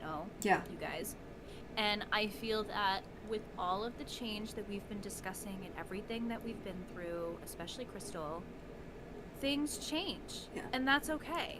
It's not meant to stay the same forever, you know? And we're kind of just embracing that change, and it's still going to be incredible content and incredible stuff, and your support means so much. But it's just time. Yeah. To switch it up a little bit. Well, and you I know? think I mean, Kat has definitely had a spiritual evolution, but so have I. And, like, I'm at a point where, like, Elfie, Kat, and I were in a conversation the other day, and I was like, what's the point of Ghost Girl Diaries? I'm not here to prove that ghosts exist anymore. Like, too many shows have already done that. Paranormal exists. If you don't believe it, if you believe it doesn't exist, that's because you haven't had a personal experience. I cannot give you a personal experience to believe or not to believe. That is up to you to figure that out. If you don't believe in paranormal, it's probably because you're scared of it and you don't want to open yourself up to it. That's not my problem. Not to sound mean, but, like, I've already proven myself as an investigator. I've proven myself as a filmmaker. We're about to release another feature film. It will be released by the end of this month. It will be done to more film festivals, and I assume it's going to get picked up by even more film festivals this time. Because it's amazing. This is amazing. It's nothing you've ever seen before. And my point behind Ghost Girl Diaries isn't, I don't want to be the investigator that keeps asking the same questions. Who are you? What's your name? Did you die? Are you a demon? I feel like that's the only question everybody asks nowadays. Are you a demon? I don't care about that stuff anymore. And here's why. My mom has now crossed over to the other side. She is home. My questions now are, what is it like? What do we do? Why do we incarnate? Like, I have serious philosophical questions that I want answered now. We've already established the other side exists. Now what's the next step? And for me, it's going backwards if I'm just reviewing Ghost Adventures. You know what I mean? Like, I go ahead. Yeah, you're right. You're right. We're not here to convince people that the paranormal exists. No. Because we already know. People know. You either are or you're not. There's really no middle ground. Yep. You know, it's more than that. It It's is. more than that. Well, and now that my mom is there and I'm so close with her and I'm so connected with her, like, I have so much to share with you guys about the other side. Like, do not fear death. Honest to God. Like, of course we don't want to, quote, die, but do not fear death. It's just going home. We're literally just going home. We're not from here. I'm telling you, I know from my mom. I'm literally living through her. She lets me see things now that she's there. Like, this is a temporary vessel. I'm literally sitting here in a meat suit, human suit, on a floating rock out in the middle of nowhere. Because we're here to spiritually evolve the planet together. And for me, it's through the eyes of paranormal and the other side. And my guides have come through. Like, I have even with Kat, Kat's been there. Kat's been the one channeling my guides, helping me. Elfie's witnessed it. Like, we have so much more. Like, Ghost Girl Diaries 2.0 is going to be so much better than just filming Ghost Adventures reviews. It's so much better. It is. It's time. It's time. evolution. It was part of the path. Mm-hmm. Got it to where it's at now. We're moving on. Yep. And I don't wish, anybody ill. Like, a lot of people think that, like, Zach and I have beef because I reviewed his shows. There's no beef. I think that there was some turmoil that happened when I reviewed his, I poorly reviewed his museum the last time I was there because I had a really bad experience. And so it wasn't just me, it was my producer friends. And I don't want to review anything anymore. I don't want to review anything related to Zach. I have a lot of people that used to walk up to me and think that Ghost Girl Diaries was paid for by Zach or associated with Ghost Adventures. And I don't want to do that anymore. I didn't mean to do that. I honestly didn't mean to do that. When my intention of the YouTube channel, when I started reviewing Ghost Adventures and other paranormal shows, was to literally teach people about film and paranormal. What's real, what isn't, matching things up with historical references, and really teaching people about how to merge paranormal film with film, and showing you what to look for, what's good, what isn't. It was really just a film critic thing. I didn't mean to merge with Ghost Adventures that much, and I'm really trying to break that. And I think it's been enough time where Kat and I and Elfie have established the podcast. And now, once this feature is released that we've all been working so hard on, you're going to freak out. I'm not going to even doubt that this gets picked up for distribution. Do you think, Kat? I mean, you want to explain what distribution is? You want to explain that? 100%. I think that this is going to go places. I think you're going to be seeing this feature places. In theaters, possibly. To watch it. Yeah. Yeah. It's unlike anything you guys have ever seen anywhere, especially with GGD, but outside of GGD as well. And I think I will be so bold as to say that it's going to change the face of paranormal. It is. And we're not going to release that because you keep your mouth buttoned because we don't want other people to, bag on us. But until things are done or in stone, you don't share it. You know what I mean? Because you can mess up the laws of manifestation. But I will say that, when Kat and I went on this road trip, and I see there's questions coming in. So if you guys have questions, I'll answer them when I'm done with this. Kat and I went on this road trip expecting it to just be a normal paranormal investigation, and we're filming it, and it was anything but that. We used the Estes method, which is why we were talking about it earlier, but we've taken it to a whole nother level that I didn't know it could even be taken to. And we filmed it, and it's going to blow your mind. Like, the investigation that we got, even Elfie was like, I've never seen anything like this. I've literally never seen anything like this. Like, we literally have invented a new way of investigating. And that's why I think this is going to take off so well, because everybody keeps leaving comments on social media and saying, I'm bored with Ghost Adventures. It's the best show, but I'm bored with it. It's because there needs to be something new and fresh. And we accidentally came up with something that we weren't even prepared to come up with. And, which is the universe. It's some of the best things in life are unexpected. Yep. All the best things in life are unexpected.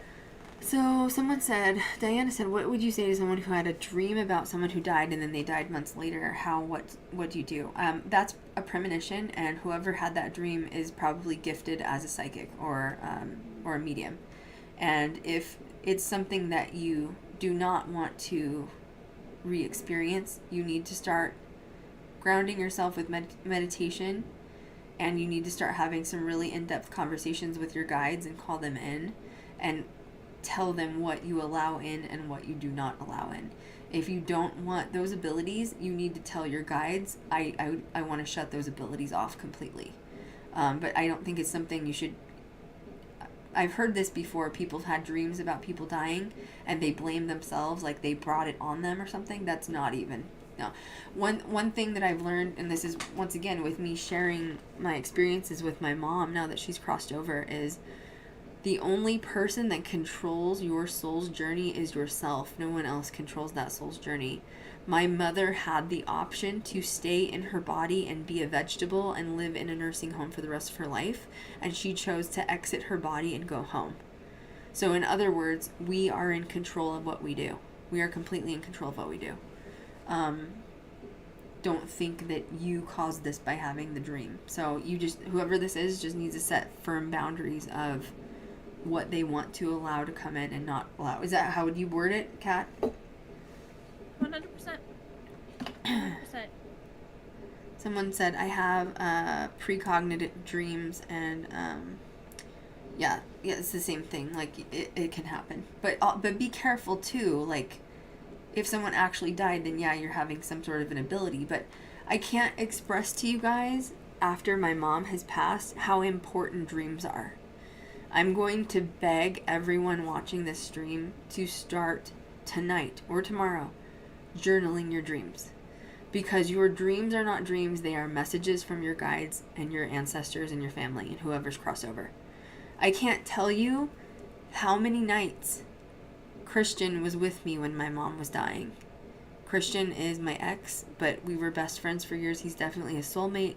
If you follow me on social media, you know I've talked about Christian a lot. And he was with me almost nightly in dreams. And I'm telling you, the dreams were so vivid, which is why it's so important.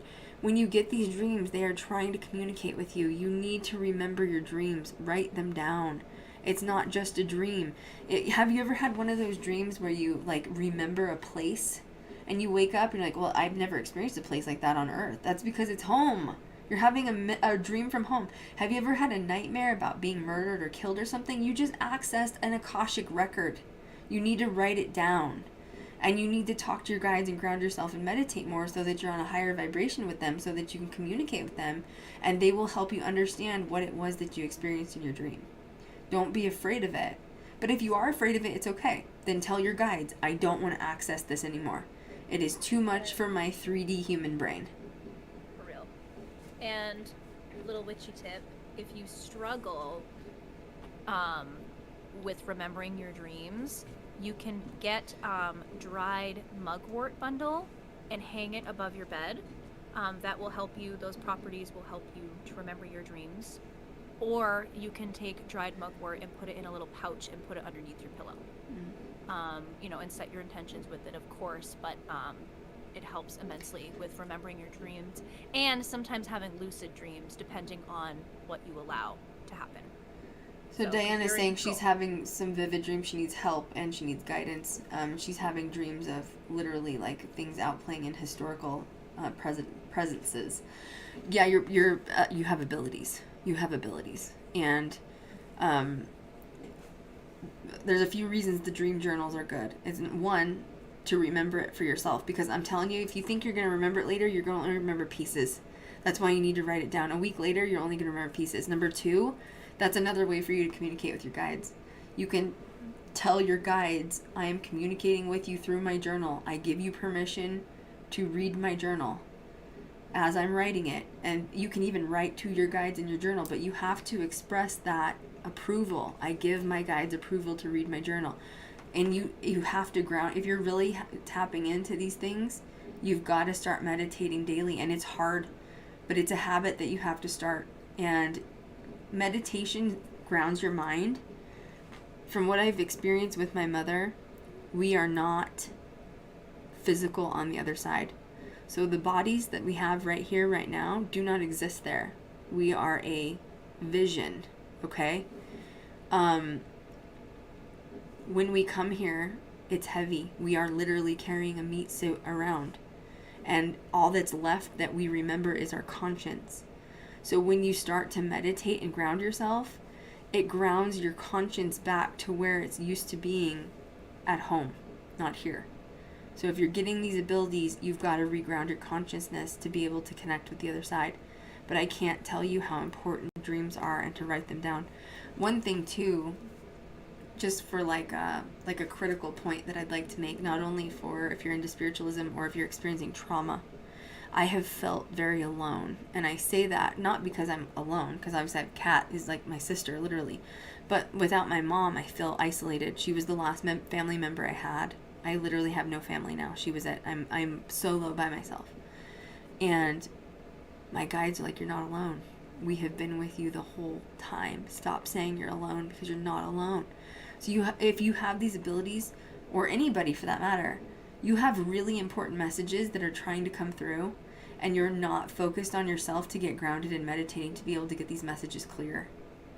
So you've got to start working on yourself and your own energy. And there's so many things. There's internal energy, which is your conscience, which is, like I said, meditating, listening to binaural beats. I can never say that word. What else? Meditation, that's good. Yoga's good. It knocks your like consciousness out because it makes you like focus on one thing. And then you also need to make sure you're paying attention to what you're feeding your body. If you're a spiritual being, having those connections to the divine and your guides, If you're just feeding your body like processed sugar and stuff, it's going to mess up all of your like consciousness. So you've got to really start like tapping into that, which is honestly a whole nother stream, but I'm not going to cover that now. But you're not alone, and like if these visions are scaring you, then you've got to talk to your guides. If they're not scaring you, then yeah, you can set boundaries for sure. But if they're not scaring you, then you need to say to your guides, I'm getting the information from you, but I need to understand what you want me to do with it. Do you want, you know what I mean? Like, what do you want me to do with this information? And they will tell you. Have you heard of Lilydale Spiritual Community? Have you heard of Lilydale Spiritual Community? I have not heard that. Is that a spiritualist on TikTok? There's a couple spiritualists that I follow, but I'm careful with who I follow. Like, I love Dolores Cannon. If you've ever done any research on Dolores Cannon, I have a couple of her books behind me. She's amazing. She did past life regressions, and she wrote books about it. And like, our souls literally talk about what we're like home. Like, this is one of the hardest planets to incarnate on, and whoever comes here is really strong to be able to do it, because it's a very low vibrational planet, meaning there's darkness, there's hell, there's war, there's crime, there's death, there's murder. And like, when you incarnate here, anything can happen, which is kind of my mom's story. She incarnated here not planning to be murdered. Murders they're not usually planned. Now, Christian was murdered, but he tells me that he did have a plan to die early, so I don't know what that means. Now, with my mom, she did not plan to be murdered. But you incarnate on this planet, like, she's told me, and my guides have told me, she was not supposed to die yet. My mom was not supposed to die. Her soul contract was not supposed to end yet.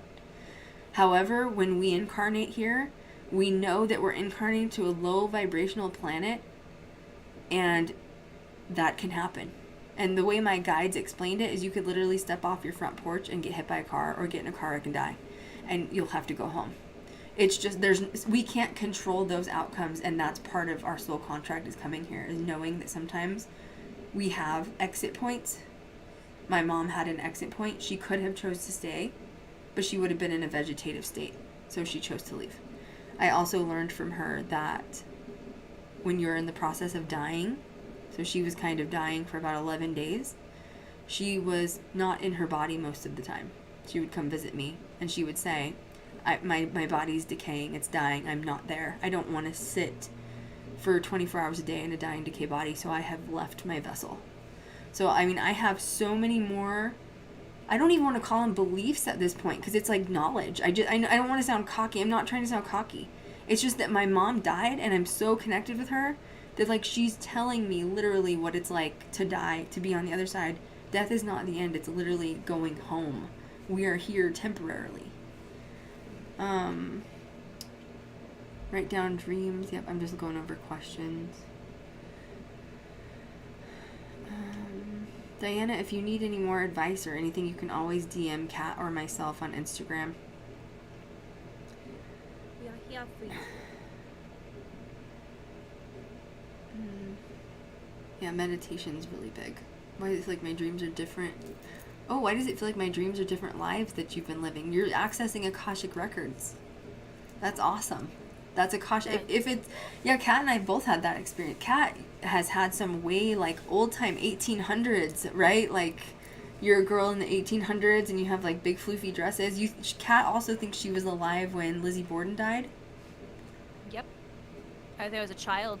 Mm-hmm. You walked into the Lizzie Borden house and you, like, remembered it, like, perfectly. So yeah, if you're having dreams like that, it's probably Akashic records. So you need to write that down. It's really important. I've had some really crazy dreams. But it's not just a dream. There's a difference, because I've had nightmares. You know the difference between when you're really, really stressed, like my PTSD, and I get up in the middle of the night looking for my mom, versus when you're having a memory. There is a difference. And when you're accessing Akashic records, those are literally your memories. They're literally your memories. Let's see. Why does it feel like... Okay, yeah, that's it. That's all I got. That was a good stream. Wow. This is a good stream. It was. How am I? I know that's been the biggest question in Instagram, and I haven't really been responding to people. There's a lot of people asking me where I've been. I haven't been responding to text messages from friends, and I haven't been responding to DMs. I'm tired. I'm just tired. I'm having mental health, too, and I've been open about that. I have really good days and I have really bad days. I just came out of like a 2-week spurt where I was like in a really bad place, and now I've been really okay again. But the problem is when you've experienced something like a family member being killed, it's a very strange. It changes the wiring of your brain, and I am going to be okay. I am going to be okay, but I am isolated. And I've isolated myself on purpose because I am only allowing those who understand to access my energy. I've put up really strict boundaries.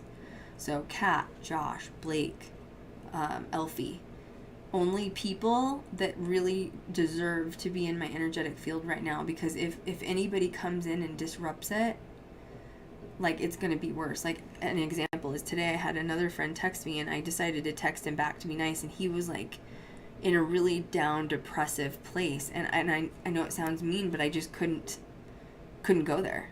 Because I'll go there. You know what I mean? So I'm just being very careful with who I'm communicating with, and it's just, I'm okay. I'm going to be okay. Of course I'm sad. It's only been a couple of months since she died. I am traumatized. I am absolutely traumatized. She was my best friend. She was my mother.